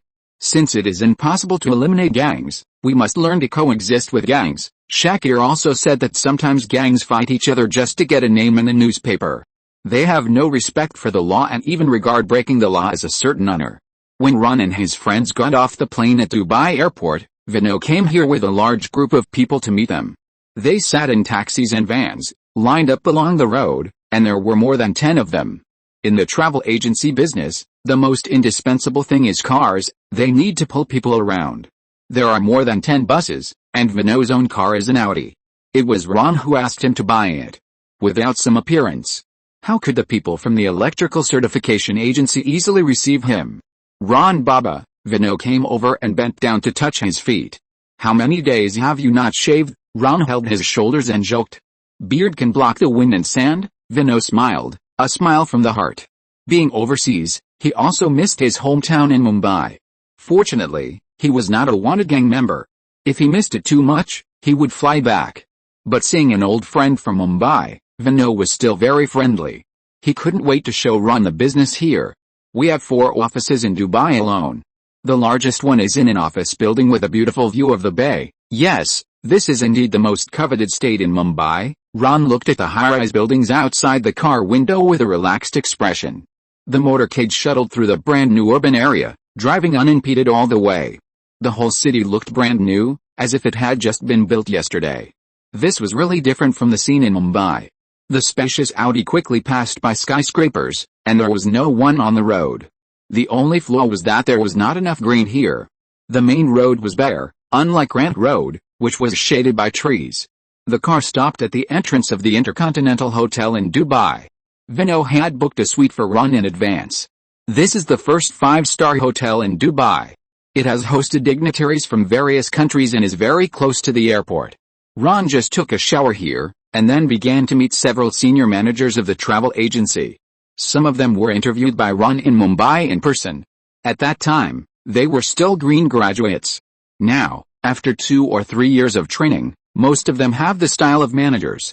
Ron encouraged them a few words and went to the main office for inspection, which was considered to be the end of the visit. The profit of the travel agency was actually average. Now it could earn about 200 million rupees a year, which was completely incomparable to giants like Sir Electric. But it was an important channel in Ron's hands. In addition to deterring the Mumbai gangs hiding here, it was also a key gateway for money transfer. Considering the credit of the rupee and the unstable exchange rate, Ron exchanged all his spare money into US dollars. Now Sir Electric's monthly production of televisions alone is as high as 500,000 units, with a monthly profit of 2.2 billion rupees. If you add water air conditioners, electric fans, rice cookers, juicers and other electrical appliances, 3 billion rupees is not a problem.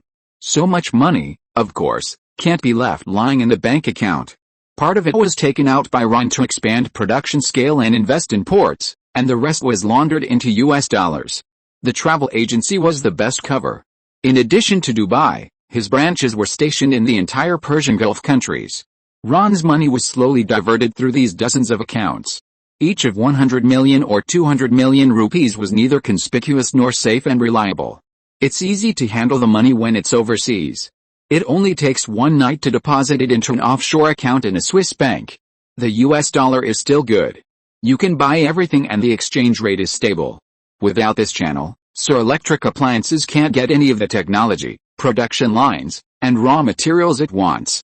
So the travel agency does not account for a large proportion of Ron's business. But its status is extremely important. When he came to Dubai, he didn't rush to meet Shakir first, but met with the middle and senior management here one by one. It took 2 days to deal with internal affairs before he took Mary and others to the appointment. The two parties agreed to meet at the Jumeirah resort. When Ron arrived, the short Shakir was sipping whiskey alone. There were several people sitting at the table next to him, looking here from time to time. Ron and his group were similar. Vino had no shortage of manpower here. It's just that this is Dubai, and guns are prohibited. People can't put their pistols on their waists like in Mumbai.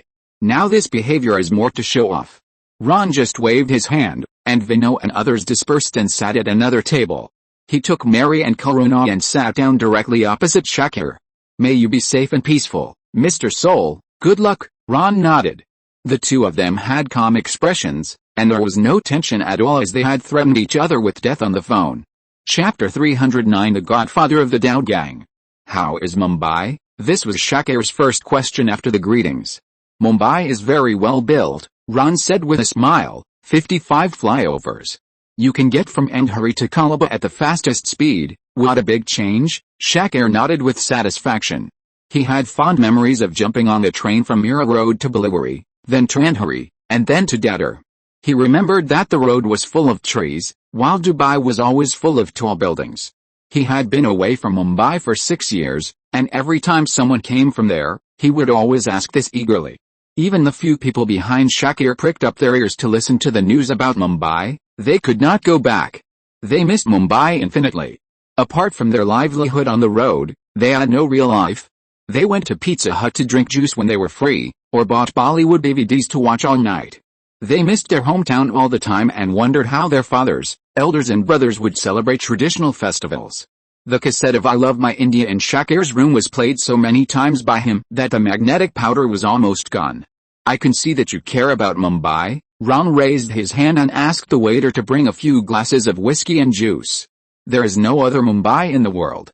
I miss my compatriots, my motherland, the air and blue sky there, the familiar faces, my relatives. Shakir tried his best to express his longing for Mumbai in an almost poetic way.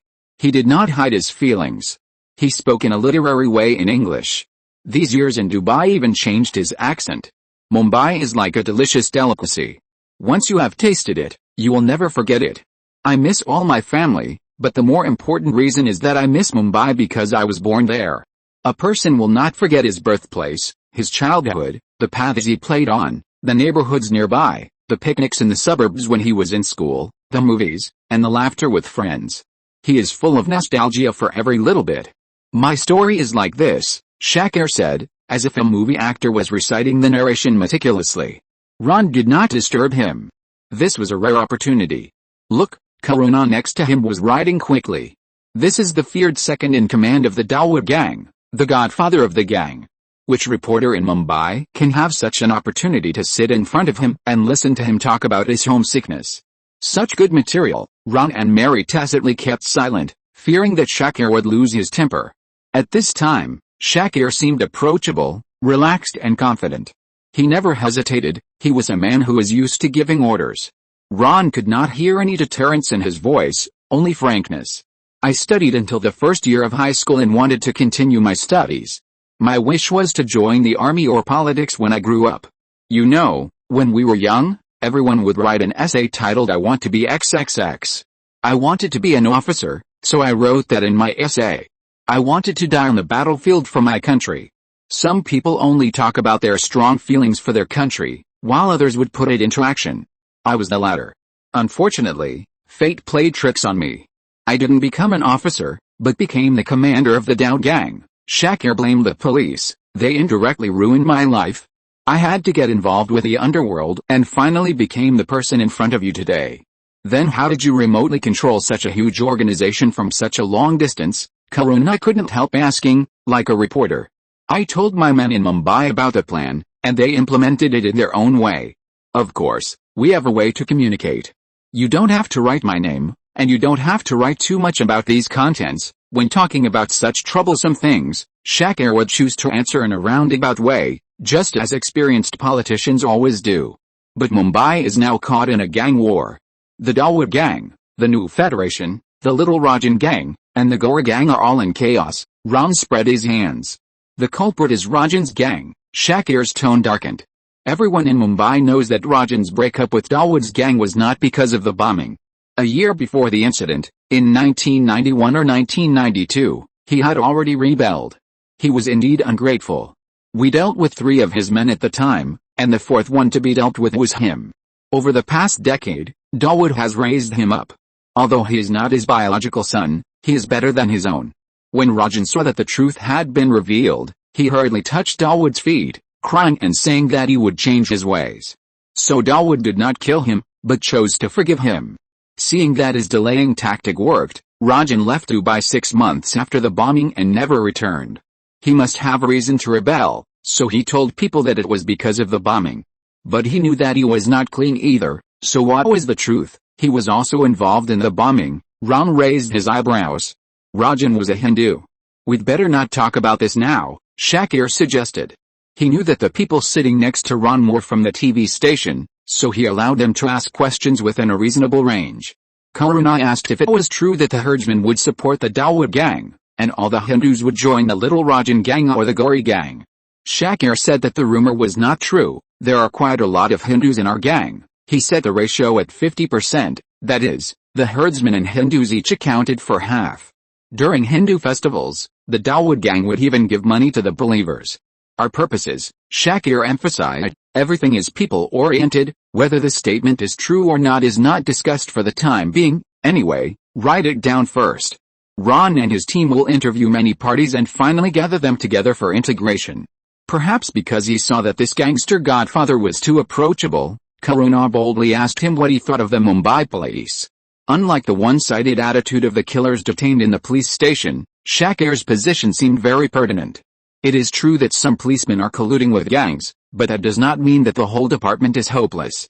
Even today, there are still good and honest policemen in Mumbai who are impartial and willing to do practical things for the people. Ron thought of AJ.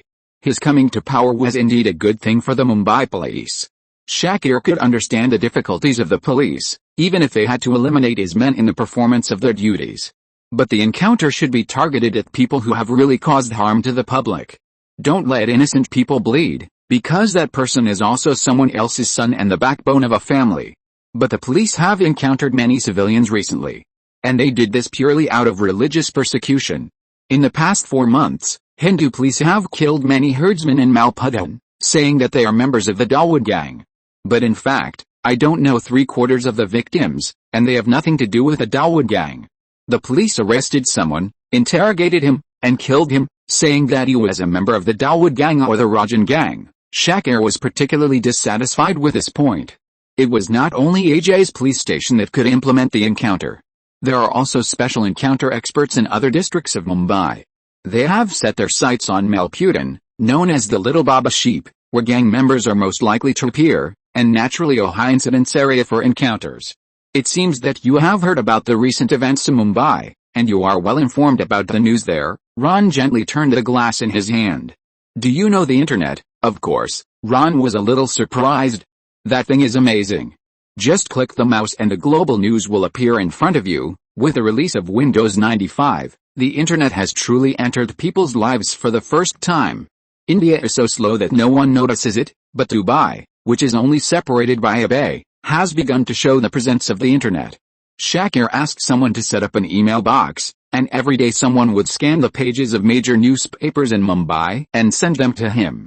He pays special attention to the financial section to see who is the darling of the market recently, and spends at least 2 hours on it every day. After the brief interview, Ron signaled Mary and Karuna to temporarily leave. When they were the only 2 people at the table, they talked about today's business. You know, I accepted the interview because you are doctor, sir. No reporter has ever sat in front of me like this before. I believe you have no prejudice against the herdsmen.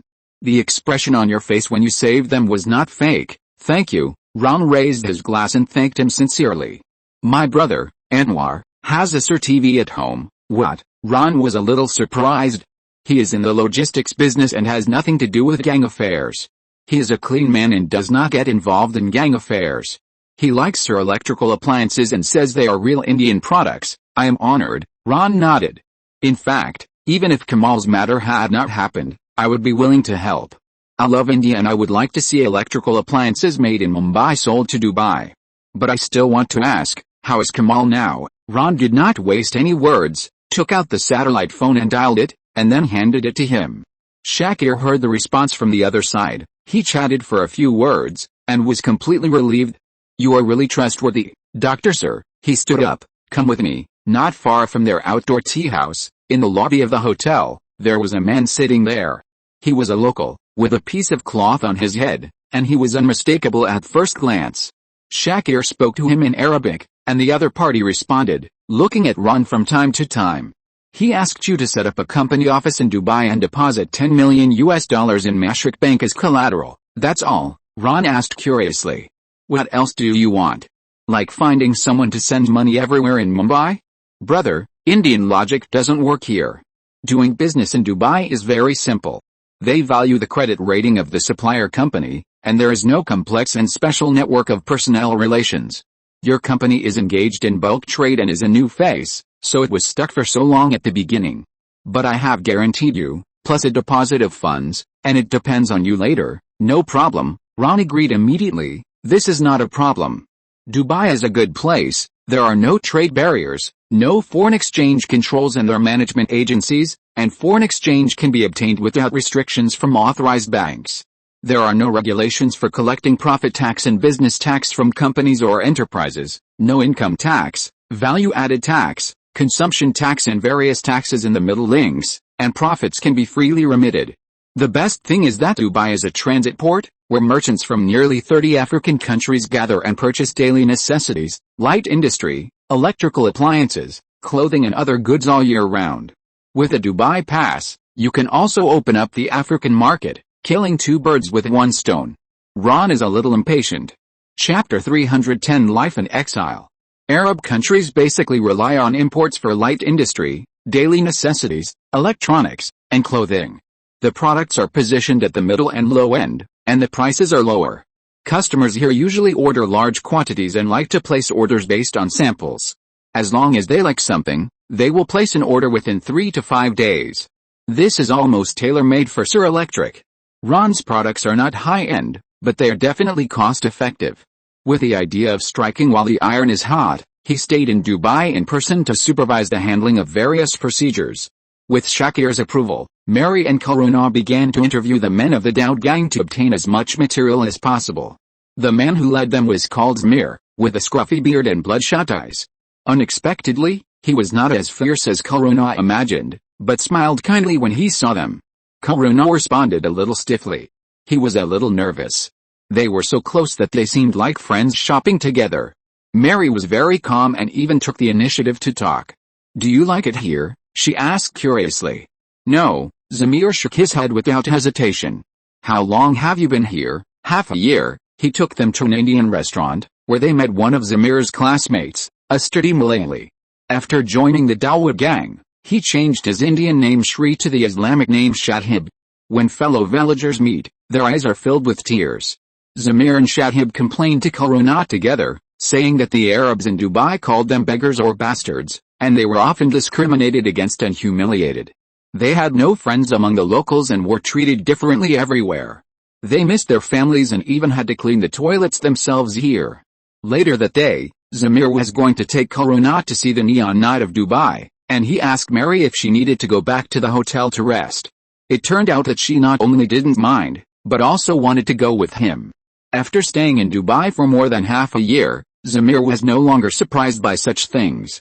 The streets of the United Arab Emirates are full of call girls, very young Malay girls and white bear girls wearing hot pants, swaying back and forth on the empty avenues. They entered a bar, and Zamir ordered a glass of Irish stout and drank it in big gulps. "I can't go back. Mumbai can't accommodate me anymore," he said matter-of-factly. "Why?" Mary asked. "Someone wants to kill me." Zamir was a little depressed. He told Mary and the others his story, the war and hatred between gangs. It was half a year ago. Zamir had just arrived in Dubai. He ordered Satish to assassinate a herdsman named Salim. This man was originally their accomplice, and later worked with young Rajan and killed 3 bombers in a row. His next target was Zamir. He scouted near Zamir's house. This was known to Shakir, who decisively instructed, "Traitor, kill." Zamir then sent Satish to kidnap Salim and locked him in the car and tortured him. Salim begged for mercy on the phone, asking Zamir to spare his life. His voice was shaking badly, and he was very emotional. Zamir spread his palms flat and made a shaking gesture. Salim said he would not dare to do it again, and he promised to work only for the Dawood gang from now on. Zamir angrily accused him of being a traitor to the herdsman. When he said this, he was in a telephone booth downstairs of his apartment. But this apartment was not in Mumbai, but in Dubai on the other side of the Arabian Sea. But there was a technical difficulty in killing Salim. Shakir had promised the Mumbai police that the Dawood gang would not use guns during the Maharashtra election. Satish had no choice but to kill Salim with a knife and cut open his stomach. Blood spurted out, and even the kidneys were clearly visible. "The person holding the knife must have courage," Zamir commented. Half an hour after Salim's death, Satish called Zamir again to report that the mission had been successfully completed. From Monday to Wednesday, Salim's body lay on the rooftop of a building on Miro Road without being discovered. Rajan, who sent Salim to kill Zamal, knew his men were missing since Monday. He reported the case to the police and told them the location of Zamal's home. The police waited outside Zamal's house, but they didn't expect Zamal to be in Dubai. Zamal's family was nervous. He hadn't been able to talk to them since he fled to Dubai, and they were afraid that the police would tap his phone. Zamal's brother was silenced during the interrogation, and Zamal asked his younger brother to pay the police 50,000 rupees to redeem his brother's life. "If they kill him," the little man said excitedly, "I might throw a bomb. In short, I can do anything." Karuna, who was recording, was shocked. When they met in the morning, this man smiled kindly at them. They had lunch together, and now they were sitting in the bar together. As a result, he said this sentence out of the blue. It was easy to make a decision whether the bombing in Mumbai was like this. Mary gave Karuna a look, signaling him to continue writing and not to interrupt Zamal's story. Zamal said that he paid a large sum of money to bail out Satish's brother-in-law, who assisted Satish in killing Salim. Shakir gave Zamal 2 lakhs of activity funds in total, which was a good thing that Zamal did not do a one-time deal of taking orders. If he took the job for 1 lakh, the subsequent expenses would probably exceed the budget, and Zamal would be embarrassed to ask Shakir for money again. In their line of work, 100,000 rupees is already a high price. Some of it has to be given to Satish and his team who actually did the work, and finally 50,000 rupees will be left to bribe the police. Fortunately, Shakir never set a fixed price. The amount of activity funds is proportional to the difficulty of the task. Zamal can take more or less as needed. "The gangs will respond to your requests on this point," Zamal said. "So what will you do after you come to Dubai? How will you make your income and how will you live?" Mary asked. "Big brother will give us money," Zamir shook his head proudly. The big brother he was talking about was Shakir. Zamir was deeply grateful for the generosity of the Daud gang. He and Shahib and others shared an apartment with an annual rent of 35,000 dirhams, which was roughly equivalent to 250,000 rupees. He had his own laundry room, TV, stereo, and even a satellite phone, with a monthly phone bill of 70,000 rupees. In addition, any expenses his family needed, such as planning a wedding, would be delivered by Shakir as soon as possible. Zamir estimated that it would cost Shakir 18 lakhs a year to settle him in Dubai. So despite his hatred of Dubai, Zamir still worked hard. He left 200 men in Mumbai, and he commanded remotely from Dubai, planning the assassination, arranging the escape route, and formulating strategies to deal with police interrogations, if the killer was arrested. He used pencils to draw various charts to help him better understand the situation in Mumbai. "It's a pity that Satish died." Zamir took a sip of wine. "I was planning to bring him to Dubai this month, but he was shot dead in the warehouse by the Federation. Will you avenge him?" Mary asked. "Of course," Zamir answered without hesitation, "but we have to wait for the order from the eldest brother. Without his order, we can't act on our own." After finishing the beer, they planned to continue in another place. The air was humid, and the door of a nightclub was lined with signs of dancers. Zamir and Karuna turned into the nightclub to relieve themselves. Karuna walked to the urinal and Zamir went into the cubicle next to it. This was the unwritten rule for 2 heterosexuals to go to the public toilet. As a result, Zamir quickly opened the door again and walked out quickly. "There are cockroaches," he said, and the former gangster boss of Mumbai was scared and fled. Karuna really saw white cockroaches on the ground, and for a moment he almost couldn't help laughing. The second floor of the nightclub was divided into 2 cubicles, and the sound of music was endless. Baba Yang music. Don't miss it if you pass by. The doorman invited them to the room where the ghazal poets sang. Indian dance. Take a look. Another doorman was not to be outdone and invited them to the beer bar with dancers. The 2 tried their best to sell, "This way, please. This way, please." Zamir entered the room with Indian dancers without hesitation, followed by Mary and Karuna. It was called a beer bar, but it was really a dog meat under the guise of sheep meat. There were few customers in the bar, and the tape recorder played old songs that only Indian expatriates liked, such as "He Stole My Heart" and "Our Love Letter." The fat girl from Mumbai followed the local customs and sat on the stage in Arab women's trousers. The dry ice machine beside her was just for show. When I was in Mumbai, there were so many crime department policemen sitting in every bar. If there were no bodyguards around, I would not be at peace. In this strange country, almost no one knew who Zamir was. He escaped from Mumbai and was safe, but it was no different from exile. Some mysterious force prevented him from going home. If Zamir insisted on going back, he would die as soon as he left the airport, either by chance encounter with the police or assassination by Rajan. So he had to stay in the country he hated, sitting in the living room every night watching the All India television program to relieve his homesickness. He dreamed of taking the train on Mira Road again, but reality only allowed him to brag about the 55 flyovers in Mumbai and personally order the destruction of his hometown bit by bit in his calls with his subordinates. 3 months later, Zamir might go to Karachi or Bangkok. No matter where he went, it would be a place he hated more than Dubai. He said that in Dubai, at least people were still obedient. The exiled Zamir belonged to a very special type of refugee.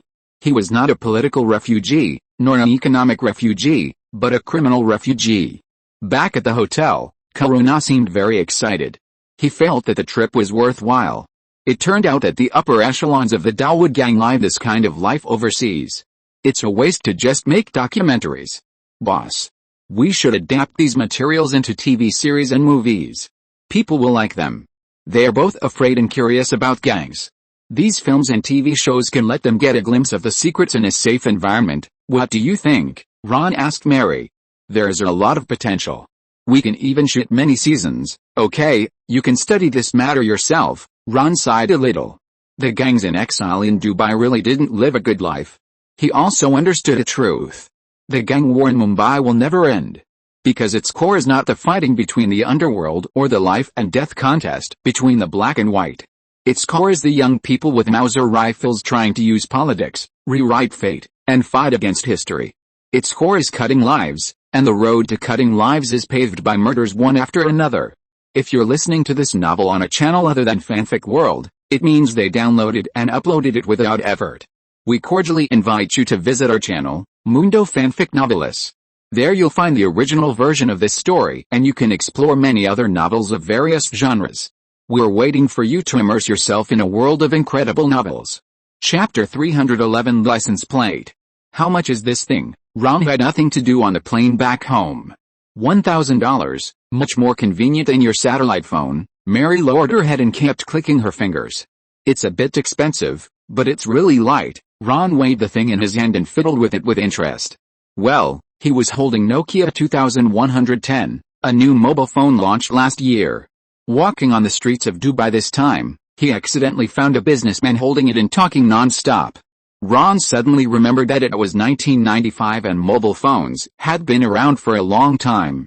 Staying in a place like India for too long, even your horizons have become narrower unconsciously, and you are completely out of touch with the forefront of the world. But India is not without mobile phones. The Maharashtra government just started a pilot deployment this year, and it has not yet been officially commercialized. Ron guessed that there are only tens of thousands of mobile phone users in India, which is negligible compared to the billion population. In the spirit of trying something new, he also asked Mary to purchase a few. There are more than just Nokia mobile phone brands available in Dubai, including Motorola, Ericsson, and IBM. Considering that the Indian government is promoting the GSM network, Nokia was finally chosen. As a result, Mary was completely attracted to this little gadget soon after she got it. What fascinated her was not the editable text messages, nor the magical function of storing 99 contacts, but the snake. This generation of Nokia mobile phones has 3 built-in games, and the famous Snake is among them. Let me try. Ron couldn't help itching. Honey, you have it. Mary dodged. It's fun to play with 2 people. Ron leaned over and picked up the phone, and his 2 thumbs kept pressing. After a while, the snake surrounded the screen. Wow. So amazing, Mary said in surprise. Children's play. I just broke the record casually. Ah, bang. He was careless and didn't dodge. Oh, what a pity. It doesn't matter. We will have plenty of opportunities in the future. After that, Ron turned over the phone and opened the back cover and started to remove the battery. What's wrong? Mary asked curiously. I want to take it apart and have a look. Ron had to give up because he had no tools. Are you planning to use it again? Mary understood. Don't underestimate this little thing. It will have a bigger market than TV in the future. Mobile phones sell for $1,000, while the cheapest TV sells for only $100. This is a tenfold difference? Mary shrugged. No, any new thing is expensive when it first comes out. But as long as the technology matures, ordinary people can afford it, so mobile phones are your next product. Mary assembled the Nokia and started playing Snake again. Difficult? Ron shook his head. Why? Because Dongda doesn't have it either. He spread his hands. As a representative of Zion technology, whether it can succeed depends on whether Dongda, his hometown, has open source. Unfortunately, Dongda has not figured out this thing either, and it is basically monopolized by Japanese, Korean, European and American companies.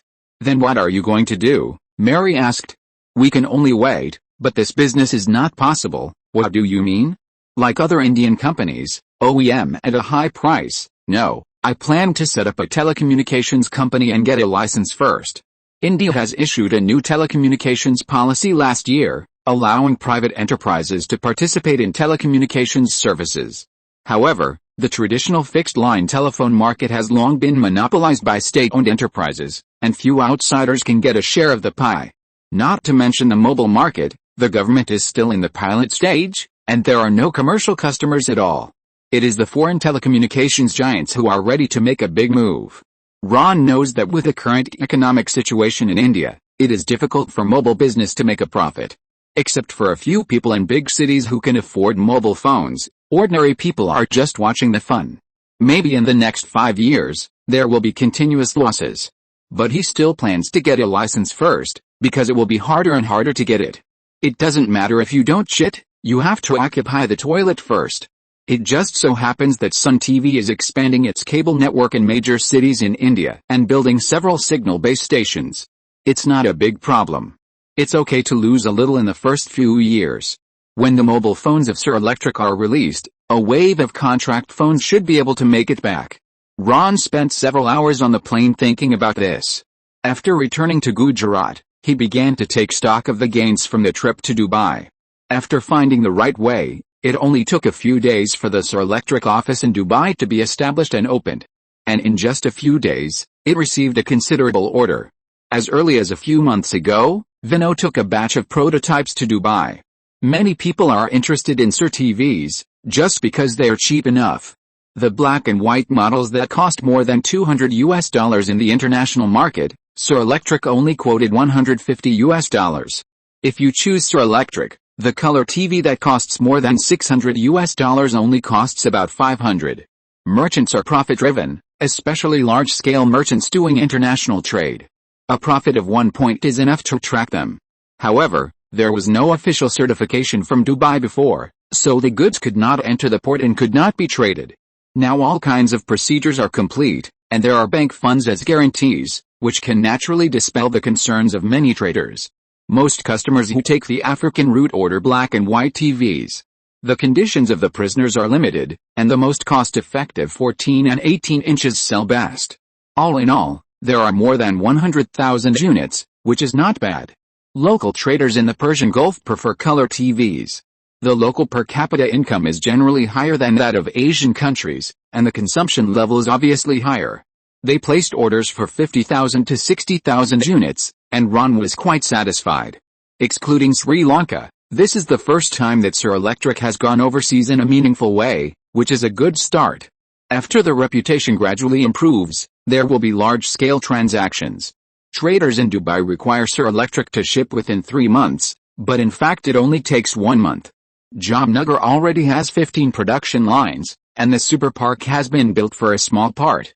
An order of more than 100,000 units, only half of the production capacity, is easy. The reason why Ron is keen on overseas trade is that its profits are higher than in India. The purchase price of those traders is about 1.5 times that of India. Ron has to consider the freight, and there are additional costs. For example, the logo and instructions of the TV must be translated into Arabic or English. The tariff in Dubai is very low, but it does exist. After deducting all these, each TV set earns about 30% more than in China. With such a good situation, Ron wanted to fully utilize the production capacity of all the factories. He stayed in Gujarat for only 2 days before flying back to Mumbai. Whether it was the telecommunications license or Sun TV, there were many things waiting for him. Of course, as the end of the year approached, he had to take stock of his assets first. Throughout 1995, Sir was expanding wildly. 3 branch factories were built, and most of the funds were raised through loans. The Lucknow factory in Uttar Pradesh was originally planned to invest 300 million rupees, plus the supporting production line, a total of 500 million. In addition, the cement plant was expanded, and the production capacity increased 6 or 7 times. It also required money, 800 million rupees. All the money was taken from loans, part of which came from the state bank and part of which was given to Roy's Sahara Bank. It was not that Ron could not borrow money from the bank, but it was purely to take care of Sahara's business. After all, Roy Real Estate Cement was all supplied by Sir, and everyone was polite and reciprocal. The Gujarat factory was the largest, and the construction cost was 1 billion. If you count the equipment and personnel, it would be no less than 2 billion. There is another mine under construction in Mundra, with an initial investment of 400 million rupees. Ron's investment in Modi's hometown is as high as 2.4 billion rupees, but the BJP only gave him a loan of 500 million, and he had to solve the rest by himself. Tamil Nadu is even more outrageous. The scale of the factory is similar to that of Gujarat, but there is an additional port costing $200 million. That's not all.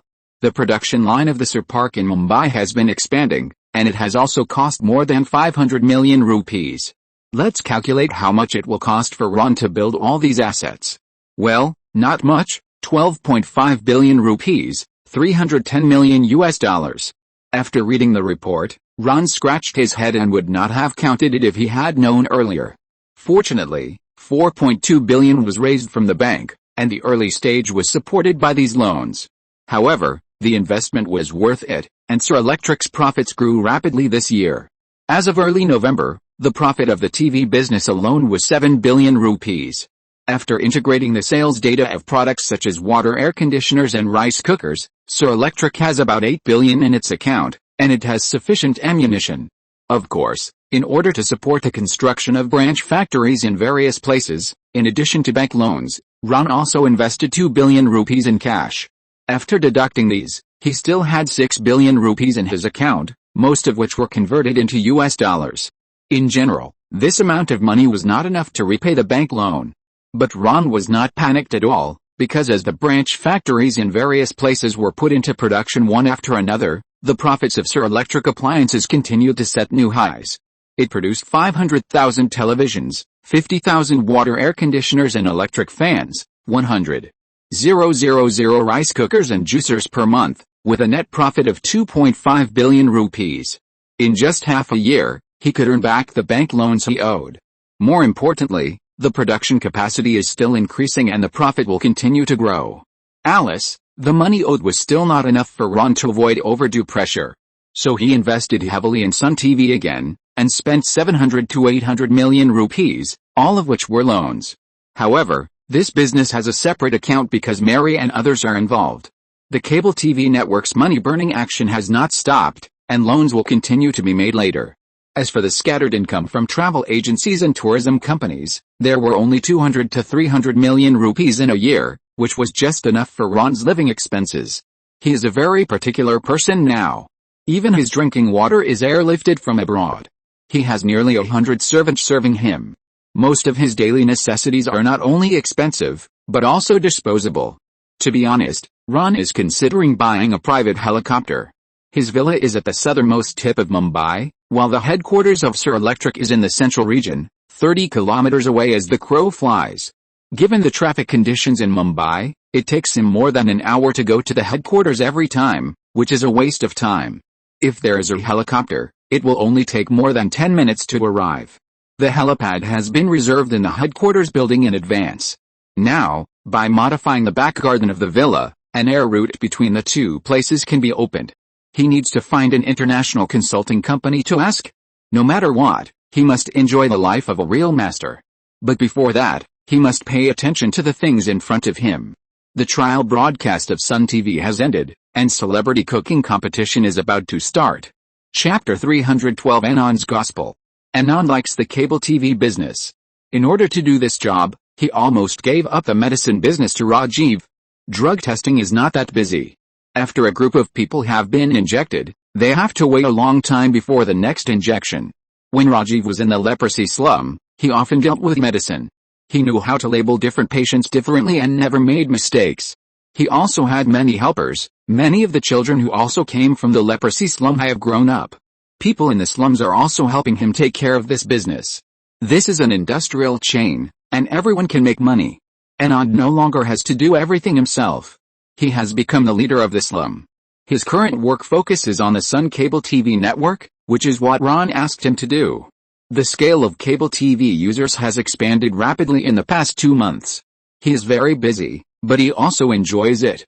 There is extraordinary fun in it, and Anand is willing to go to the front line for it. Today's mission is located in the Jageshwari slum. Residents in the surrounding area called to access the TV network so that they can watch more programs. Sir, TV sets are cheap enough that almost every household in the slums has one. Mumbai people are like this, they like to enjoy themselves. As soon as they have a full meal, they can't wait to pursue entertainment pleasure. Even people in the slums will not wrong themselves. There are dozens of cable TV operators of all sizes in the city, but Sun TV can't resist a half-year subscription service. Nowadays, even many herders' families in the slums are users of Sun TV. Anand often eats with them. He also hired a local herder youth to run errands for him and install cable TV in herders' families. The young man has 12 brothers and 6 sisters. Anand paid him money and gave his brothers strong liquor. Once his other brother spoke rudely to Anand, the herder youth beat his own brother without saying a word. In the face of generous rewards, faith is actually not that important. Well, this is also a kind of power. The houses in Jageshwari are very dilapidated, and some have become dilapidated.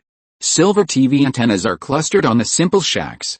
It is true that the environment is dirty and messy, but there is water and electricity, although not all the time. Smoke is floating from the Hindu temple in the alley, and the bells of the minaret of the King's Hang temple can be heard on the other side of the street. It is hard to imagine that 3 years ago, the Indians and Muslims were fighting each other, but now they get along well. Anand does not mind the sewage everywhere in Jageshwari. He lives in a slum and has no discomfort. And the more such places, the easier it is to have fun. He has already checked in advance. The family he is going to today is in good condition, considered middle class, and usually only the hostess is at home. Going upstairs, as expected, it was a housewife who opened the door. She was in her early 50s, but she was good looking. Anand almost couldn't help groaning. This hit his heart. Because he had a work permit from Sun TV, he successfully entered the hostess's bedroom. He was familiar with the work of installing cable TV and knew how to do it with his eyes closed. Can it be done today? The woman asked. Madam, don't worry, I'm a professional. Anand's round face smiled very brightly.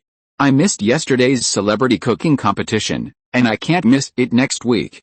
The woman stood not far behind him. Don't worry, the show will be broadcast again this afternoon. Really, of course, I have someone at the TV station. Do you know who will be the first guest? He looked like he was about to ask me.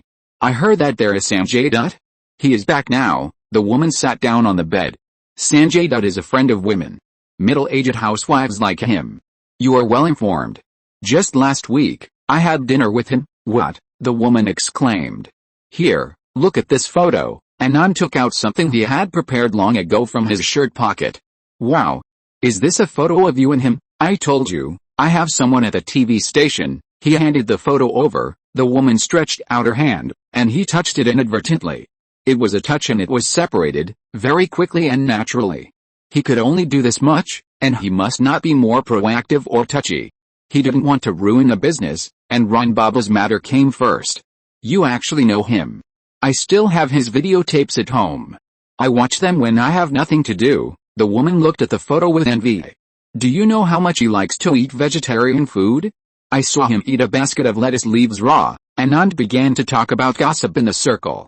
He often goes to the TV station now, and he can meet a Bollywood star every now and then. Taking advantage of his position, he chats with them and inadvertently hears a lot of gossip. The woman in front of him is just a housewife. How could she hear these wonderful and interesting stories? She soon fell into it and was unconsciously attracted. Her life was too monotonous and there was no fun at all. She married according to her parents' orders, and there was no love between her and her husband. Their union was a routine, and both parties felt the same. It was just a physiological need, just discharging. Just like a battery that has been left for too long, if the power inside is not released, it may cause the battery to leak or explode. The two people's sex life was also mediocre, and even if they wanted to try new things, they were powerless. She cooked at home, had children, and didn't care about the outside world. She had to cater to her husband's needs, and her own needs could be ignored. Many women never knew what an orgasm was in their entire lives. Their lives revolved around 3 meals a day and watching TV at home. Even when they lay in bed at night, they would complain to their husbands, "Your sister did this today, and your sister-in-law said that this afternoon." This is not what a happy marriage should look like. She often thought so. Anand is used to coaxing people. He rode a human-powered mountain bike in his early years and had already trained his eloquence. The woman listened with great interest. She had never been so relaxed as today. He was sweating profusely, so she brought him some water from the kitchen. "My husband doesn't come home all day, and every time he comes back, he is drunk." She sat closer. "Where are your family? How lonely it must be to be alone." Anand showed empathetic sadness. "My hometown is in Gujarat, and I'm the only one who came to Mumbai." "Ah, you are from Gujarat?" Anand's eyes widened exaggeratedly, trying to show surprise. "Gujarat is great, and Gujarati women are the most unsatisfied. I finished my water, do you want some more?" She took the initiative to reach out and touch his thick arm. "The TV will be ready soon." Anand quickly connected the line. The woman waited on the side. She leaned very close, and her other hand quietly climbed on Anand's back. "Tell me more about Sanjay Dutt." She almost stuck to him. "How do you tell it?" Anand straightened his chest. "Tell it quietly, only I can hear it." The bed was right next to their legs, and they only needed to move a little bit to show their skills. Celebrity cooking competition was indeed rebroadcast. Yesterday was the first episode, and the lineup was luxurious. In addition to Sanjay Dutt, there was Shah Rukh Khan, as well as Urmila, Manisha, and a cricket star. Well, Ron also stuffed his 2 women in as the first guests. The most famous one here is Shah Rukh Khan, who is a herdsman and the prince in the hearts of countless Indian women. He has great appeal among the people. This is not surprising. Bollywood was controlled by Punjabis and herdsmen in the early years, and it is still the same today. In order to make celebrity cooking competition a hit, Sun TV must of course invite superstars to support the scene. Ron personally called Shah Rukh Khan, and the other party immediately vacated the schedule and participated in the recording of the first episode on time. The Sun TV program team personally built a cooking studio with multiple large kitchen areas with cooking tables. There are also well-stocked storage rooms, freezers, refrigerators, as well as supporting high-end restaurants and lounge areas. The theme of the first episode is the Mystery Box Challenge. The guests play small games and choose blind boxes containing ingredients. The ingredients in each box are different. Whatever you get, you will use the things in it to make a dish, provided that every ingredient must be used. The program even has judges, who are mostly well-known chefs or seniors in the entertainment industry. When celebrities cook, of course, they are full of laughter and jokes, and the main thing is entertainment. The laughter of the TV filled the whole room, and the logo of the Sir Electrical Appliances sponsorship was extremely eye-catching, but no one cared. The housewife gave up her Sanjay Dutt and fought hard in the bedroom. "Hurry up," she shouted. "What's wrong? You are blocking me. I want to see Sanjay Dutt." "Easy," Anand asked her to face the TV. "Yar. You are so good at torturing me like this." Anand succeeded after all, and he is now a friend of women. Since he started the cable TV business, he has never lacked targets for extramarital affairs. Who can get into the house? The milkman delivered the milk and left, and the laundryman brought the ironed clothes and left. But he is different. He can enter their rooms, even the bedrooms, and stay there to install cable TV. In the name of installing cable TV, he has slept with a total of 13 housewives. Recently, he has even started to carefully select them, and they must be the ones he likes. He had done it with 5 women in the community without any difficulty. How often do married men satisfy their wives? Twice or 3 times a week? Women are always unsatisfied. He knows the truth well and has a lot of experience. Some women would call him first and say that the cable TV network at home is not working. They would sit down next to him and put their hands over first, but he would not fulfill their wishes at once, and would always wait for 2 more days. Anand did not care about the age of the other party, as there are many 50-year-old housewives like him today. His proudest experience was with an Agali woman, a corpse-eating tribe from India who worships Lord Shiva. Agali people have extremely flexible bodies and their postures when doing that are magical. Yoga is simply child's play in front of her, and that experience has left Anand with aftertastes to this day. Of all Ran Baba's businesses, he liked cable TV the most. Chapter 313, Coming from Behind. Sun TV has been officially launched for 2 weeks, and Ran is now looking at the ratings report in the office of Zuhu district. According to the data on paper alone, the number of users who watch Sun TV is about 15 million. Compared with the 8 million users accumulated by ATN, the data has almost doubled. There is no doubt that the 300 to 400 million users who have been added later are either free or old users of Sun TV who subscribe at half price. But even so, the number of viewers of Sun TV has almost caught up with Zee TV. Before the launch, they were half the size behind. This is definitely a latecomer who has surpassed Zee TV. How many users are actually paying for subscription? Ran asked Karuna. About 5 million, 1/3, yes, but Sun TV has only shipped 4 million sets in total, and other brands have subscribed to 5 million, which adds up to 9 million. But we have 15 million viewers, what about the remaining 6 million? Ran was puzzled. Boss, those 6 million are old users of ATN, and they paid the entire year's fee at one time, Karuna explained. Okay, Ran understood. This is just like issuing membership cards at a barber shop. The membership left by the previous owner still counts. Does the new 5 million users include half-price packages? Yes, as you can see, most of our users choose to subscribe in packages, and Sun TV and Sun Video are the most popular. These two are high-quality channels created by Sun TV with great effort, and the Hindi audience is relatively wide. Needless to say, the comprehensive channel is full of news, variety shows, TV dramas, songs and dances, and is arranged 24 hours a day. The recent celebrity cooking competition has swept the whole of India and has become a hot topic of discussion on the streets. This is the closest time for ordinary people to Bollywood. They have never seen the real life of the stars. The reality show of Sun TV has unveiled the mysterious veil. The impact caused is sensational, and the audience can't wait to study the every move of Bollywood stars. Especially when Shah Rukh Khan appeared, it is said that many women fainted when watching TV. This program is undoubtedly a success. It not only attracted more subscribers, but also the sales of Sir Electric Appliances, the sponsor, soared. It is a win-win situation. Tisk, there is no way. The first show could not attract sponsors, so they had to do it themselves. After this one is over, it will be easier to negotiate advertising business for the next show. The movie channel is also performing well, with no shortage of movies and songs. Ran recently scooped up a batch of movie copyrights in Bollywood. The main point is to have a large amount of content, 5 movies, some advertisements and musicals, and the schedule for the day is full. The subscription of these two channels together is only 30 rupees, which is not expensive for a family with a TV. If the TV at home is a Sir brand, it is even better, and you can get a 50% discount. There are 5 million subscribers, and the full price and half price each account for half. The income from subscription fees alone is about 110 million rupees. Of course, Sun TV cannot take it all. Some of it has to be distributed to cable TV operators, whose own cable TV network users are only about 3 million. After deducting the channel share, Sun TV can finally get more than 90 million rupees. It is very good, and this is just 1 month's income. Even if the number of users does not increase, they can recover the initial investment cost in a year. But in fact, the number of Sun TV users is growing rapidly at a rate of 500,000 to 600,000 per month, which is almost the monthly production capacity of Sir Electric.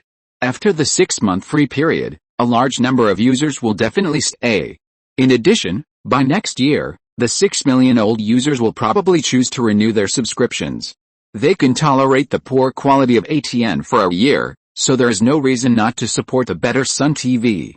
Next year, that is, 96, will definitely be the year of Sun TV's explosion. Ran is looking forward to it. Now the momentum is right, and we should seize the opportunity. Tell me about the next plan, he said to everyone in the conference room. Let's not talk about the existing programs. We also need to produce more excellent content. Sanjeev, You will be responsible for producing a legal program, mainly tracking major social cases, such as the recent gang war. Yes, boss. Sanjeev was originally a reporter, and this is exactly what he is good at.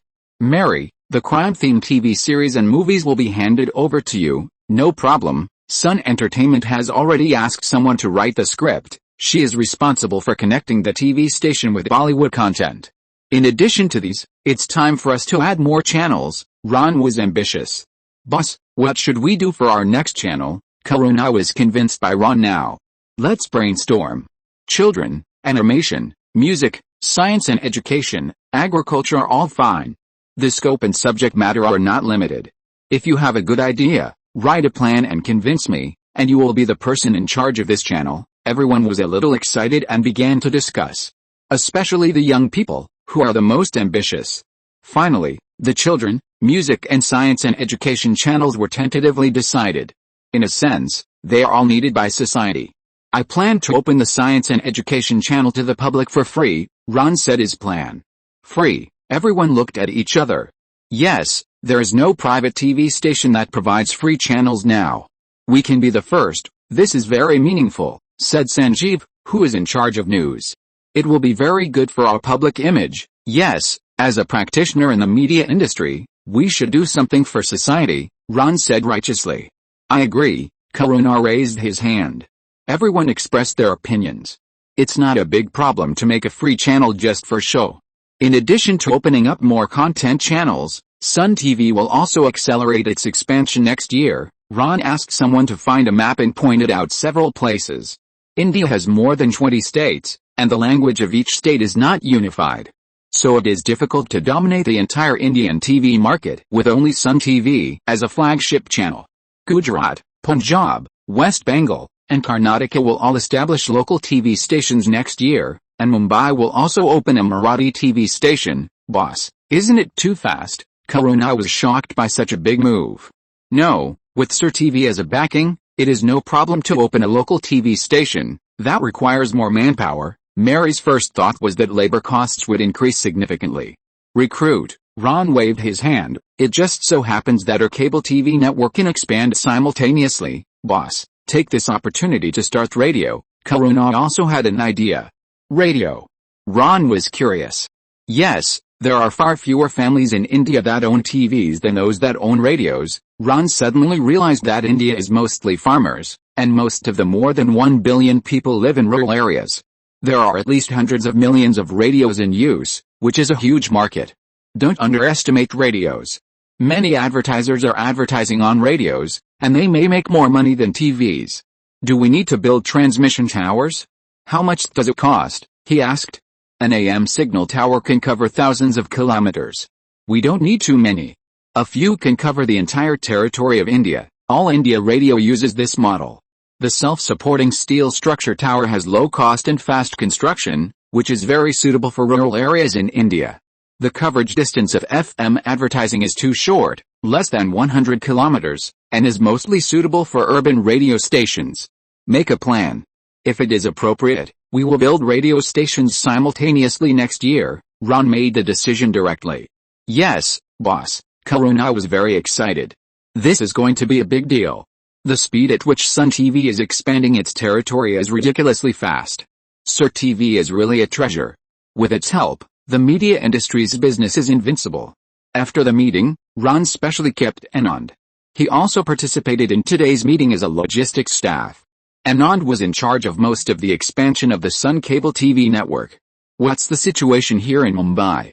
How many cable TV operators are there? Ron Baba, there are too many, at least more than 20. So many, he was a little surprised. More than enough, there are new entrants every month. But these operators are small and generally only control a certain community. How can such a small number of people make a profit? Will anyone be willing to pay the subscription fee? Of course, there are many. Anand suddenly became very excited. Why? Ron was curious. They play adult movies, and many people watch them. They are also very popular. This was a path that Ron had never imagined. Anand explained to him the chaos of Mumbai cable TV, which could be described as a group of demons dancing wildly. Usually, those small operators would play adult movies every Wednesday, Friday and Sunday. When Anand walked around the streets, people asked when Sun TV would also provide such a source of movies. It was usually female viewers who made such requests to him. When he went to the area near the Virgin Mary Girls' College, the women there scolded him, "Brother Anand, you didn't take good care of us." This was a code, and those small operators understood the secret. Later that day, they would make good on the promise to take good care of it by marking a star in the corner of the TV screen or scrolling a message at the bottom of the screen. BBC Channel X will be broadcasting at X time. Please pay attention. This is also a code, and those in the know will understand. A certain channel at a certain time will broadcast pornographic programs, and this certain time must be when Mumbai people are drunk. It won't be Tuesday, because Tuesday is the day to worship Ganesha. It won't be Thursday, because Thursday is to commemorate Sai Baba. It won't be Saturday, because many people observe Hanuman festival on this day. And it won't be Monday, because the drinking all weekend will make people hangover. So in Mumbai, Wednesday, Friday and Sunday are drinking nights and porn nights. People welcome the former and then enjoy the latter. Ron Baba, more and more people ask me for this. They are all customers. What do you want to say? Ron squinted at him. Can you open an adult channel? I guarantee there will be no shortage of business. The subscription fee is 50 rupees, and there are plenty of people who will pay for it. Especially those women, housewives. Oh, they are so fierce in bed. Get lost. Ron slapped him on the back of his head in anger.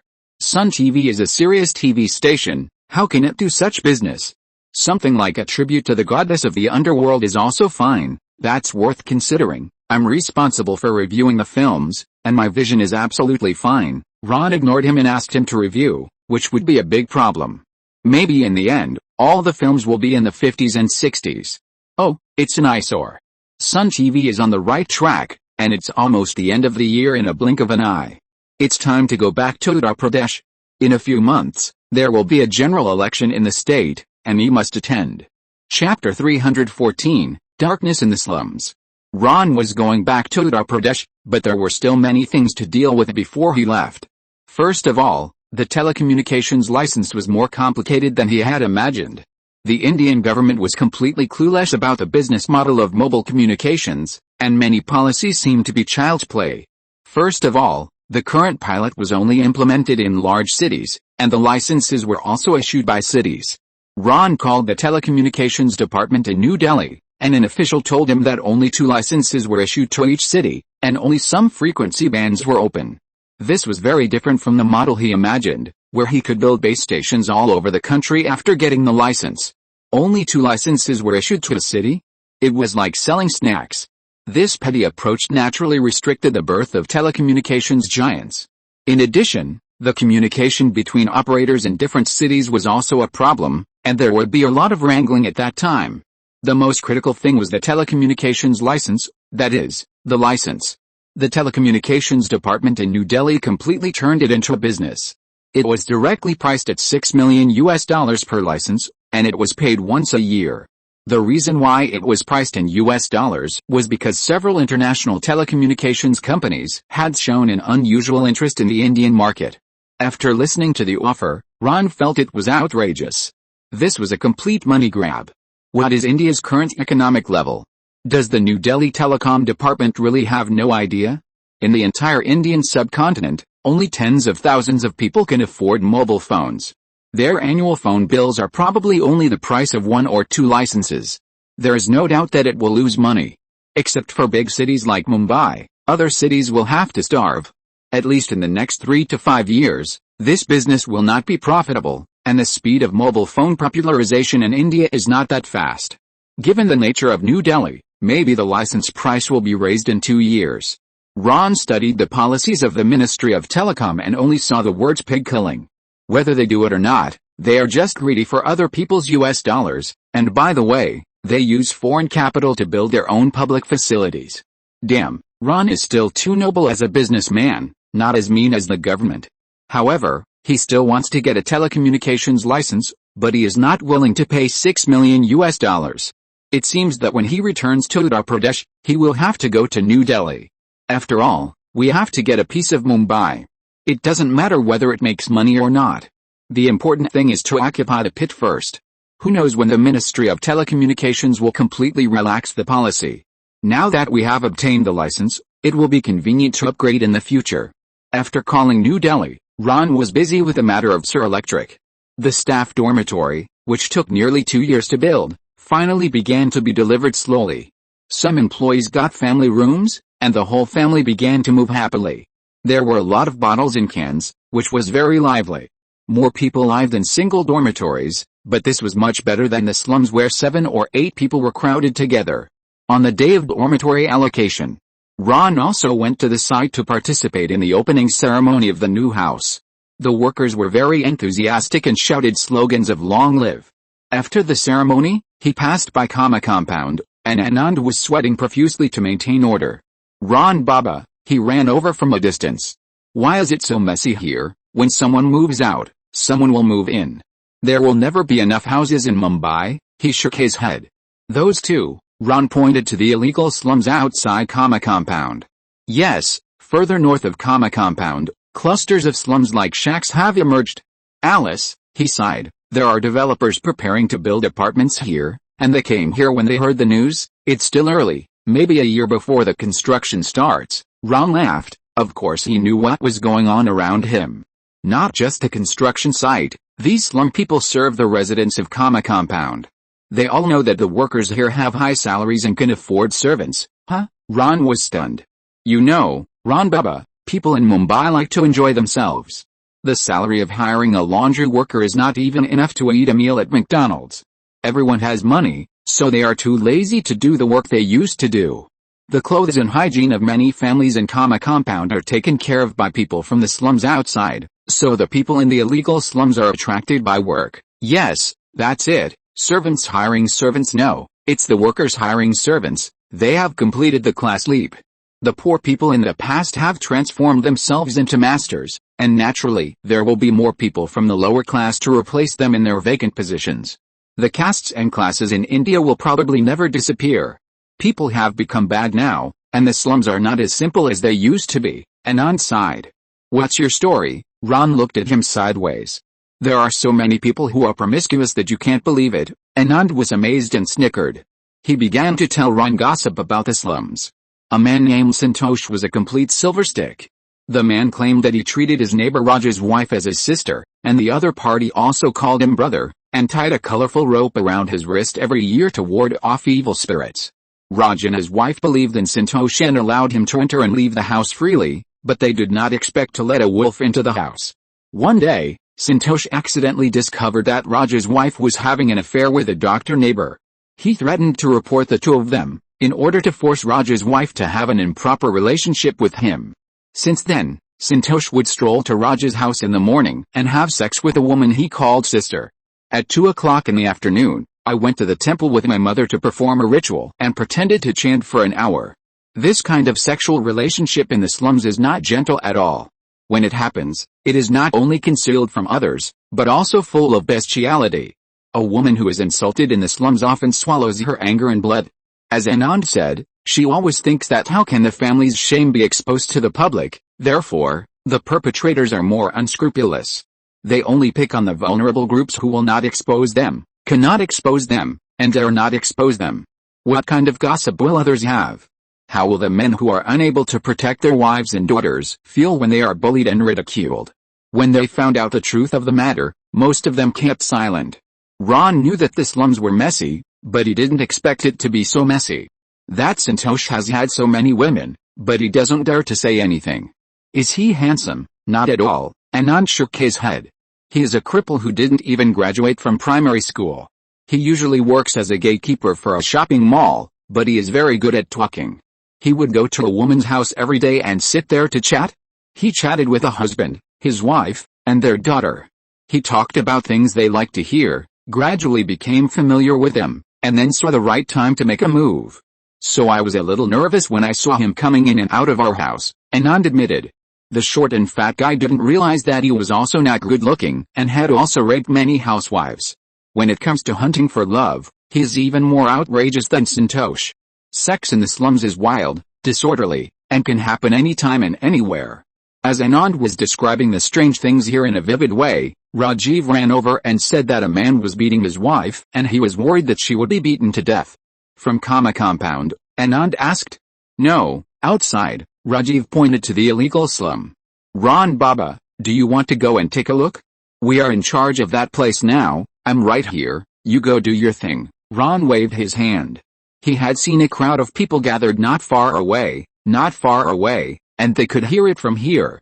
Anand and Rajiv walked quickly through several sewage ditches and came to a row of huts. The row of huts was just outside the perimeter, just a few steps away. A large crowd of onlookers gathered outside a hut. As they approached, they heard pitiful screams and the sound of punches and kicks coming from the hut. Anand saw Rajikanu standing next to the hut, and he struggled through the crowd without saying a word and came to him. What's going on? Anand asked in a stern tone. Joseph is drunk, Rajikanu replied angrily, spitting in the direction of the hut. This bastard beat his wife all morning. He looked down on such people. In the past, he was willing to pay the price of his own injury in order to move his pregnant wife from the sidewalk to the slum. Later, it was Ron who recruited him to his team, and only then did his wife have a decent home before giving birth. All morning? How long? 3 hours, maybe longer. I just arrived, and other people told me about this, so I sent someone to inform you. Anand frowned, very unhappy. It's true that he likes housewives, and it's true that he uses cable TV to hunt for beauties, but he still thinks he is a good man. He takes good care of Frida, and the children are growing up healthily, and they also bring a lot of money home. He doesn't like men who beat their wives. That's a sign of incompetence. Joseph has beaten his wife more than once or twice. Why didn't you stop him? Rajikanu was speechless, but felt wronged, looking down at the stone ground under his feet. He was full of anger and was about to cry. I'm not afraid of him. I'm not afraid of any man here. You know, but they are. She is his wife. The slums are densely packed and crowded, and the residents live close to each other. The most private sounds and actions in life can be heard by neighbors at all times. Like people in other places, they were reluctant to intervene in other people's family disputes, even if those disputes turned into violence. Especially women, and unrelated men were even more reluctant to intervene. Anand didn't care about that. He immediately asked Rajikanu to open the door. At this time, new shouting and beating sounds came from the house, followed by more shrill screams. Chapter 315 Punishment. Anand and Rajikanu stepped forward, determined to stop it. Suddenly, the flimsy door slammed open, and Joseph's wife fell in the doorway, fainting at their feet. She was naked, her long hair tangled and bloody. She had been beaten by her husband with a stick, and her back, buttocks, and legs were covered with blue and red streaks. Everyone retreated in horror, horrified by the terrible scars on her body and the fact that she was naked. Anand was also shocked. Although he had an extramarital affair, in this era in India, nakedness was like a secret religion. No one would show their naked bodies except for the mentally ill or the saints. Couples in the slums have been married for many years. There are many men who have never seen their wives naked. Everyone felt very pitiful for Joseph's wife, and shame filled everyone's heart and burned everyone's eyes. Then there was a roar from the house, and Joseph stumbled out of the door. His cotton trousers were stained with urine, and his t-shirt was torn and dirty. He was drunk and twisted, his hair was messy and his face was bloody. He still held the stick he used to beat his wife. When he saw the sunlight, he squinted and his blurred vision fell on his wife. He cursed her and took a step forward to raise the stick to hide her again. Everyone gasped, recovered from the shock and prepared to step forward to stop him. But someone rushed forward first, the short melon like Anand. He gritted his teeth and struggled with the taller Joseph and pushed him back. Joseph's stick was taken away and he was pinned to the ground.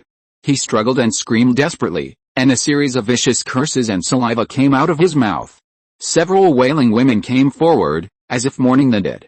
They covered the body of Joseph's wife with a yellow sari and carried her away. Joseph was punched and kicked by everyone, and Anand also slapped him several times. But just as the crowd was about to turn into a lynch mob, Anand immediately raised his hand to stop it and take control of the situation. He ordered the crowd to disperse or retreat, and the men who tried to hold Joseph down were pinned to the ground by him. He did not plan to call the police or take Joseph away, but instead asked about the wine Joseph had drunk. The wine was called Daru, a strong homemade liquor with a very bitter taste. When the wine was brought, Anand asked Rajikanu and Rajiv to force Joseph to drink it. They made Joseph sit in a circle of sturdy young men and handed him a bottle of wine. Joseph stared at them angrily, suspicious for a while, then quickly took the bottle and gulped down the wine for a long time before stopping. The young men around him patted his back and encouraged him to drink more. He continued to drink the strong-tasting daru, then tried to push the bottle away, saying that he had had enough. The young men's coaxing turned into coercion, and they joked with him, holding the bottle to his lips and stuffing it into his mouth. Rajakanu lit a cigarette and handed it to Joseph. He smoked, drank, and smoked again. He staggered out of the house with a bloody stick in his hand. He lowered his head and fell unconscious on the gravel path. The young men continued to surround him, and Anand asked people to prepare tea and water. After everyone drank tea, they began to wake Joseph. They poked and prodded him and shouted at him. He moved his body, muttering something angrily, and it took a long time for him to wake up. He opened his eyes, shook his dizzy head, and shouted angrily for water. "There is no water, but there is wine," Anand winked. They took the second bottle of wine and forced him to drink it, coaxing and tricking him to drink it. Someone lit him another cigarette, and many young people smoked with him. Joseph repeatedly asked for water angrily, but every time he put strong liquor in his mouth. Before he had finished the third bottle, he fainted again and fell to his side, his head hanging at an awkward angle, his face completely exposed to the rising sun, but no one was there to shade him. Anand only let him nap for 5 minutes before asking someone to wake him up. Joseph woke up, complained angrily, and began to roar and swear. He tried to crawl back to the house, but Anand picked up the bloody stick and gave the order, "Begin." A heavy smack hit Joseph's back. Joseph howled and tried to avoid it, but the young men who had formed a circle around him pushed him back to the center of the circle. Anand hit him again, and Joseph screamed in anger, but everyone slapped him and shouted at him to be quiet. Anand raised the stick, and Joseph curled up, trying to focus his scattered eyes. "Asshole, do you know what you did?" Anand asked sternly, and then slapped him on the shoulder with the stick. "Speak, you drunk dog.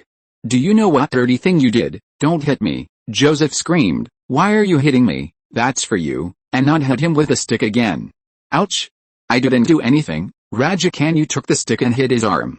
"You dirty pig, you beat your wife and let her see people naked, you almost beat her to death." The stick came to Rajiv's hand, and he hit Joseph's leg hard. "She's dying. You killed someone. You killed your wife and humiliated her." Joseph tried to protect himself with his arms, looking around for a way to escape, but he was surrounded. The stick didn't stop, and each of the young men surrounding him came forward to execute him. Joseph gradually realized the seriousness of the matter, his face became stiff, and he looked scared and extremely painful.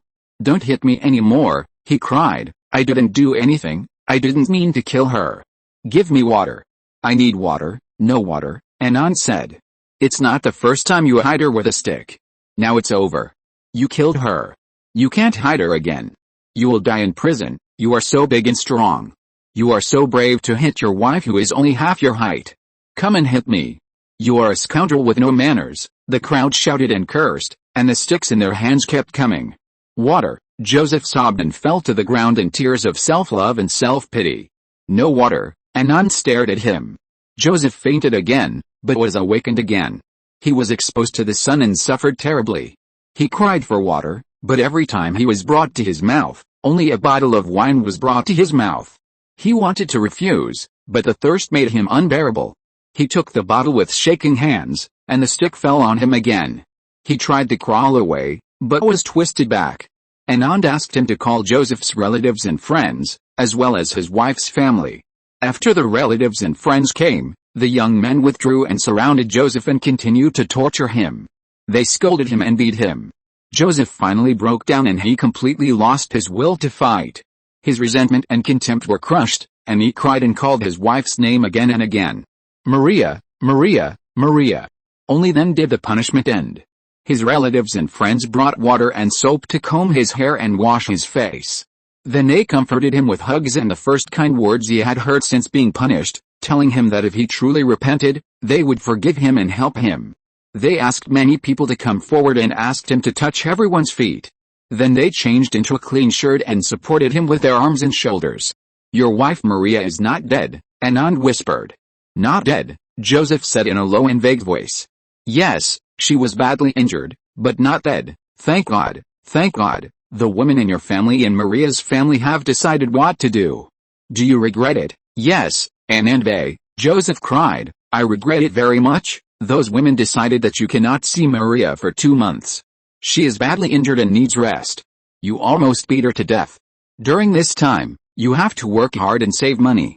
Except for water, you can't drink daru, beer, or other drinks, not a drop. Do you understand? Yes, I will do it. After 2 months, go and ask Maria for forgiveness yourself. If she doesn't want you, you are not allowed to pester her. If she accepts you, you must use the money you saved to take her on vacation in the cool mountains. Meditate in a quiet place and reflect on yourself. Yes, I will do it. Joseph was helped away. He lay in the hut, and 2 friends used cardboard as a fan to fan his unconscious body. Rajakanyu wrapped a string around one end of the bloody stick and hung it on a bamboo pole outside Joseph's house for public display. The hoodlum would remain there for the 2 months he was punished. The crowd gradually dispersed. Some went home, some went to work. In a small room, someone turned on the radio, and the plaintive Hindi love song echoed in the alleys and gutters of the bustling slum. A few chickens were pecking at the place where the crowd had just tortured Joseph. Elsewhere, women were laughing and children were playing. A vendor selling bracelets sang in Marathi, "Beautiful bracelets, beautiful bracelets." The slums resumed their usual rhythm of life. Fishermen returned home from the dock, carrying baskets filled with their catch, full of the smell of the sea.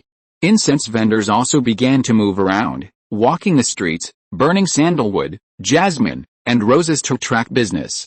Not far away on the road, Ron was sitting in a car and witnessed everything. After dealing with the matter over there, Anand ran over. "Ron Baba," he looked very happy.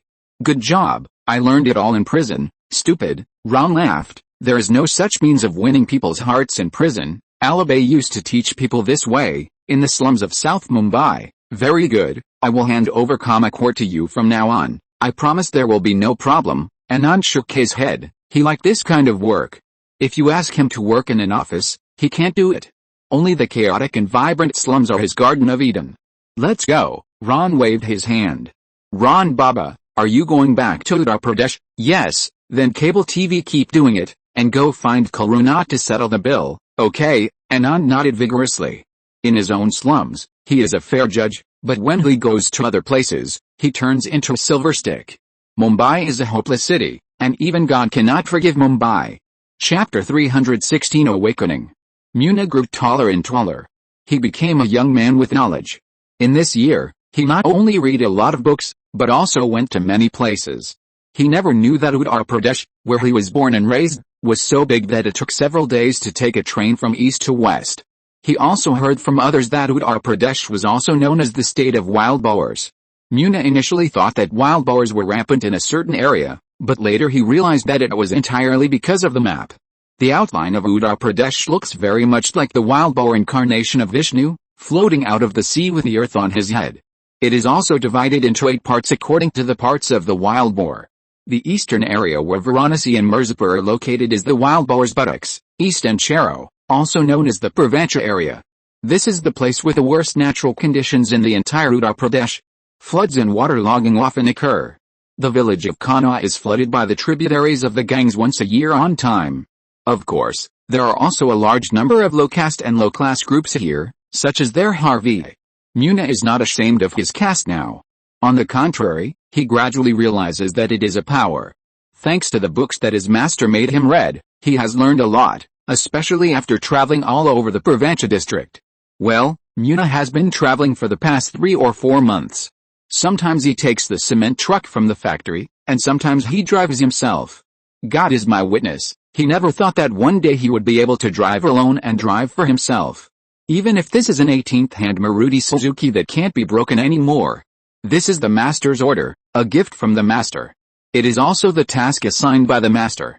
Muna needs to find out how many low castes there are in Pravancha district, especially their Harvi. Wild boars but doesn't sound big, but it includes 17 constituencies and more than 20 cities. Without a car, he can't even go out of Mirzapur. To be honest, Muna is not used to driving this Maruti Suzuki. He feels that this car has its own thoughts and he hasn't figured out its temper. When he went out for the first time, he even prayed secretly, praying to all the gods, not to let him make any mistakes. Fortunately, everything went smoothly. After several attempts, Muna became a qualified driver.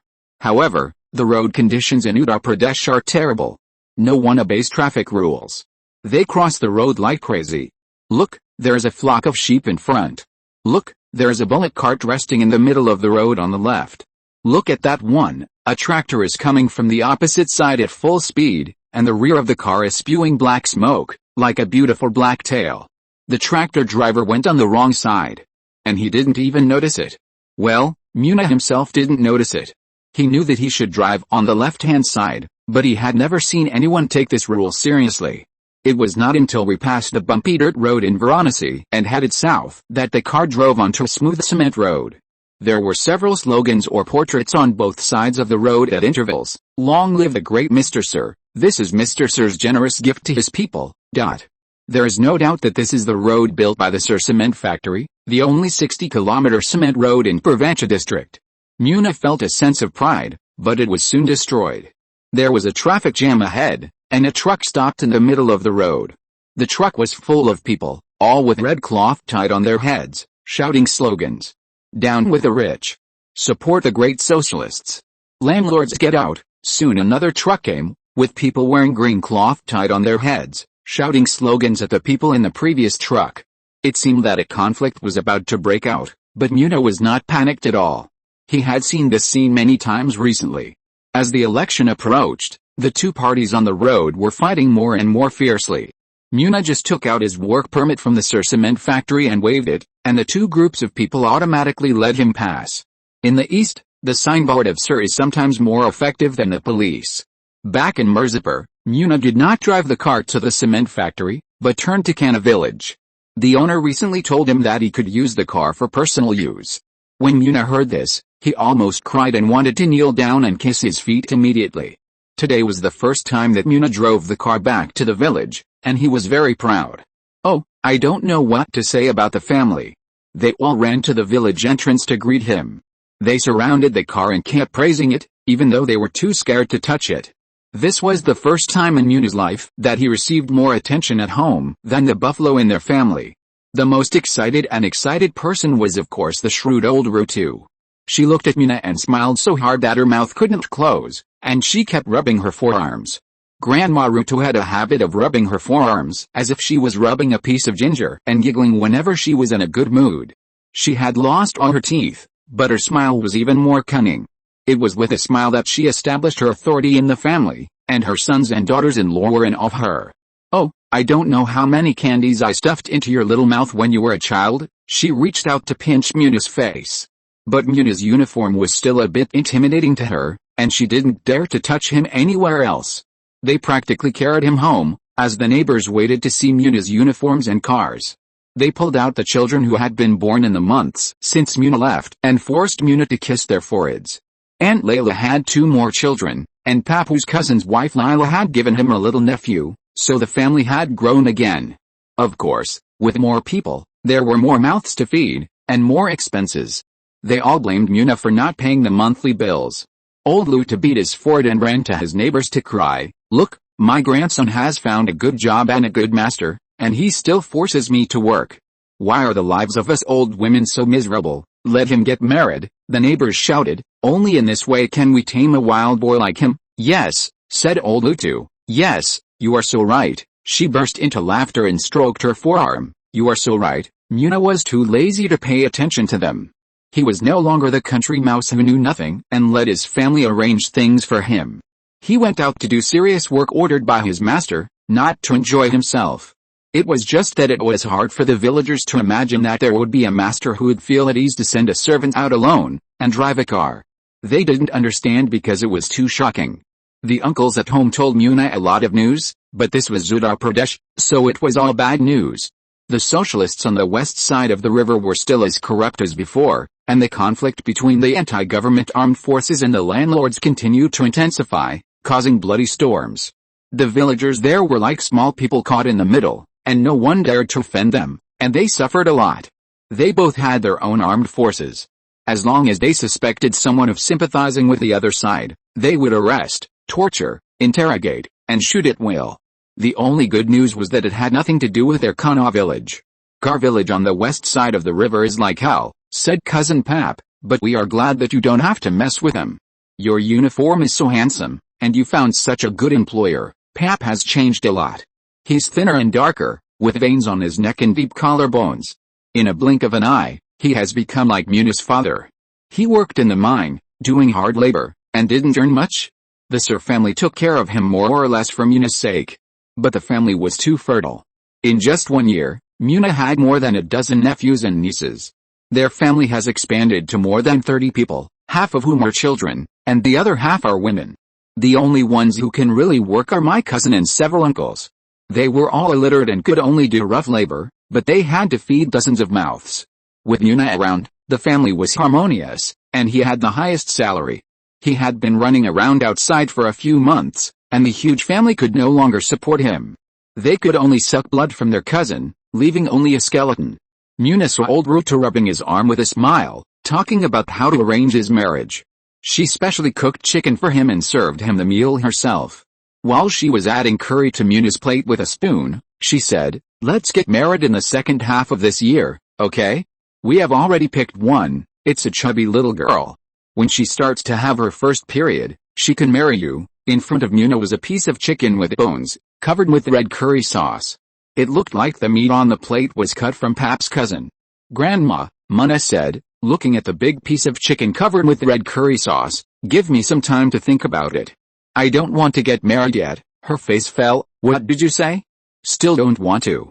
"You have to do what we say." She smiled again. "Eat it quickly, dear. I made this chicken just for you." "I don't want to eat it." Muna shook her head. "Eat it quickly." She pushed the plate forward. Everyone in the family stopped what they were doing and watched them quarrel. Grandma glanced at me. "What's wrong with you? Have you become a Brahmin?"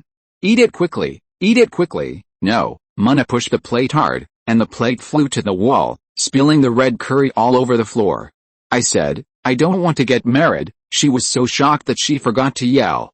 Muna stood up and was about to leave. Papu ran over to hold him back. Muna pushed him hard, and he fell heavily to the ground. Muna walked straight out of the house.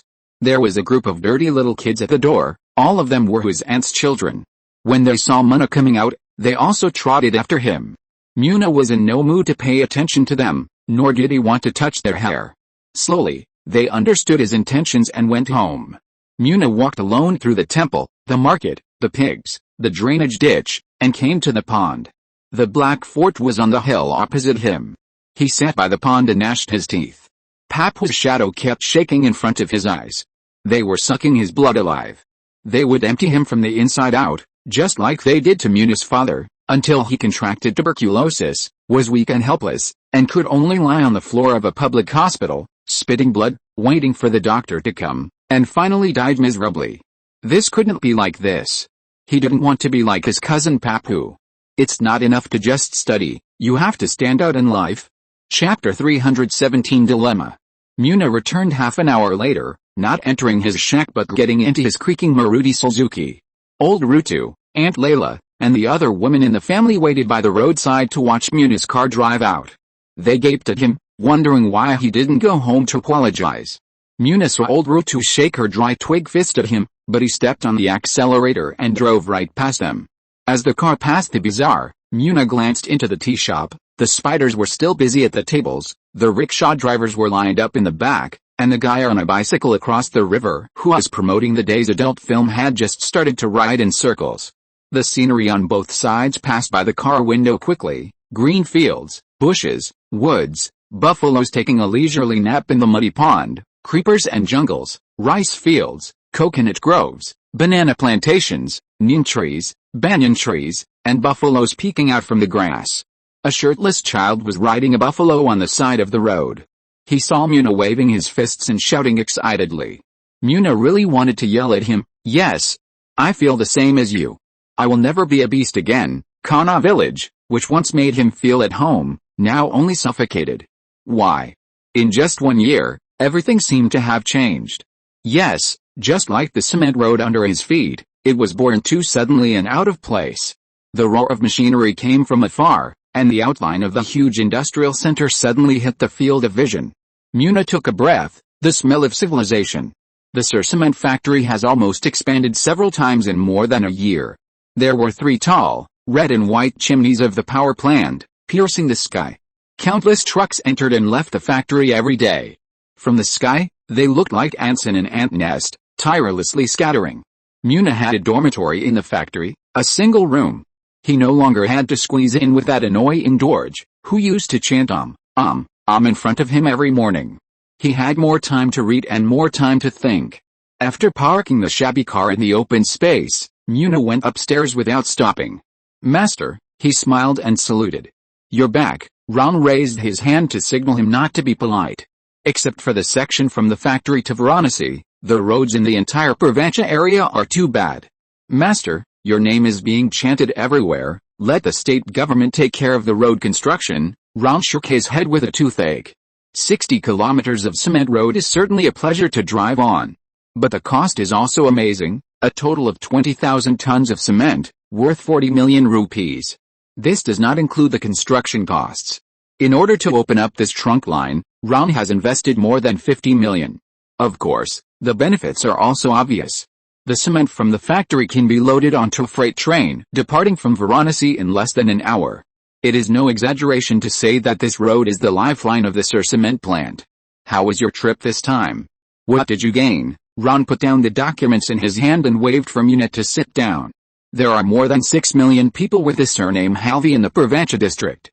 Their lives are not very good, just like the former Kanha village. Have you talked to them? Yes, the Halvi people are eager to have their own representatives, glory and due power. Surprising, Ron sighed. There are so many Halvi in Uttar Pradesh. But no corresponding political party has been born. Master, the premise of the caste regime must be sufficient centripetal force, Muna whispered.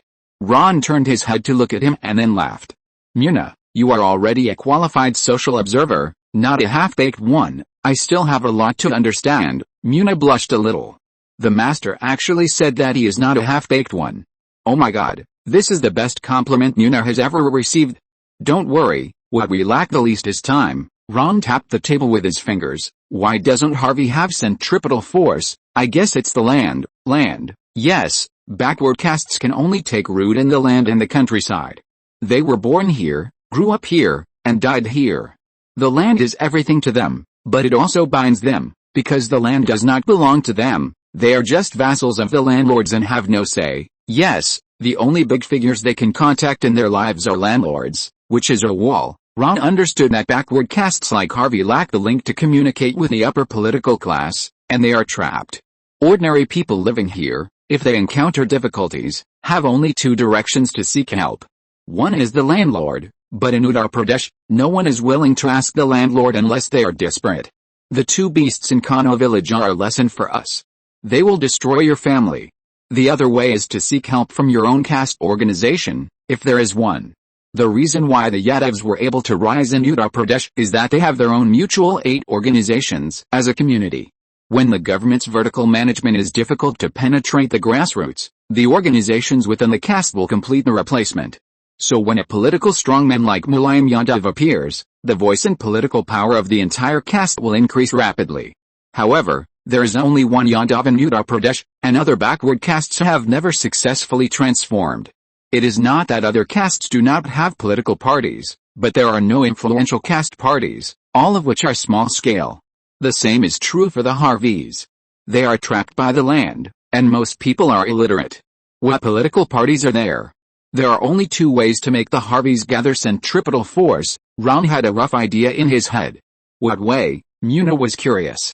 Liberate the land, or open up their connection with the upper class. Liberate the land. Muna's eyes dimmed instantly. That's impossible. The British came, and this problem was not solved. After independence, Hinunu came to power, and it was also not solved. There is no cutting of lives in India, and there will never be cutting of lives. As for opening up political ties with the upper class, Muna looked at his master.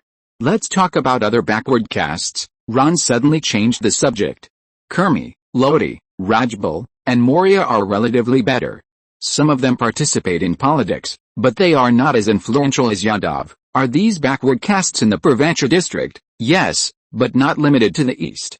These castes also gather in other parts of Uttar Pradesh, including Harvi. Uttar Pradesh is very large and is located in the Ganges Plain, which is naturally suitable for ethnic migration. Over the past thousands of years, the castes living on this land have long been spread everywhere. Take Harvi as an example. In addition to the Purvancha district, There are also a large number of Harvey settlements in the Rohilkhand area of Uttar Pradesh, the back of the wild boar's neck. It is a low-lying alluvial area that is rich in sugar cane, and naturally there is no shortage of sugar makers. It's just that East and Chero, that is, the Travancore district, has the most low castes, so it is also called a filthy place. Why is the crime rate in the crazy East the highest? Because there are a lot of low castes and untouchables. Many people are desperate and simply do business without capital. You should contact these castes more often, and hint at job opportunities at the cement plant when appropriate. Yes, master, Muna cheered up.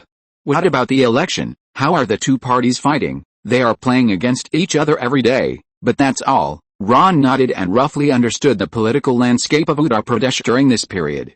He just came back a week ago, and it is close to the end of the year, so he has not had time to visit various gods and demons. The general election in Uttar Pradesh is expected to be in March next year, less than 4 months away. The Socialist Party, that is, Yadav's party, is competing fiercely with Mayawati's Mass Socialist Party. I don't know if it is because of the rise of Sir, especially the birth of the Sir cement plant and mine. Yadav has made an extremely brilliant achievement in his political achievements. He did not fall directly because of the hotel incident in Lucknow. According to the normal historical progress, after the outbreak of the hotel incident, Yadav and Mayawati broke up completely.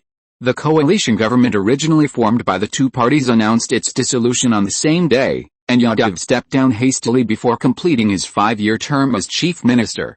As a result, Ron's butterfly wings flapped, and although the hotel incident could not be avoided, Yadav actually survived. There was no way. The Sir cement plant, the mine, and the Sir electric appliances in Lucknow were too proud. They contributed tens of thousands of jobs and solved the employment problem of 5% of unemployed young people in Uttar Pradesh. Many people recognized Yadav's contribution, so his political team did not collapse completely. However, Yadav's situation is still very bad. Without the support of the Bahasa Samajwadi Party, BSP, his coalition government is shaky. But the BJP is secretly fanning the flames on the side.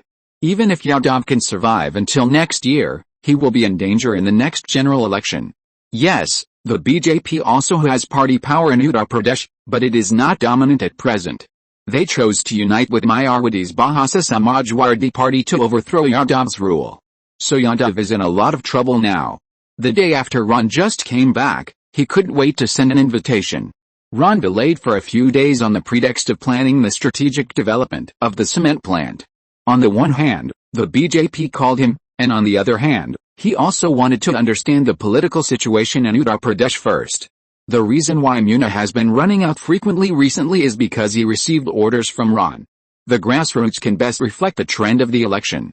The votes in their hands determine how much benefit they can get for themselves. Only the poor vote, and the rich prefer to trade. The poorer the place, the more likely the election will become a craze. This is a disease. There are 3 major diseases in India: typhoid, cholera and election fever, and the last one is particularly severe. People with this disease will keep talking about things that they have no say in. Muna walked around the Purvanch area, and everyone was discussing next year's election. The opponent of the socialists, the Bahasa Socialist Party, seems to be much stronger this time.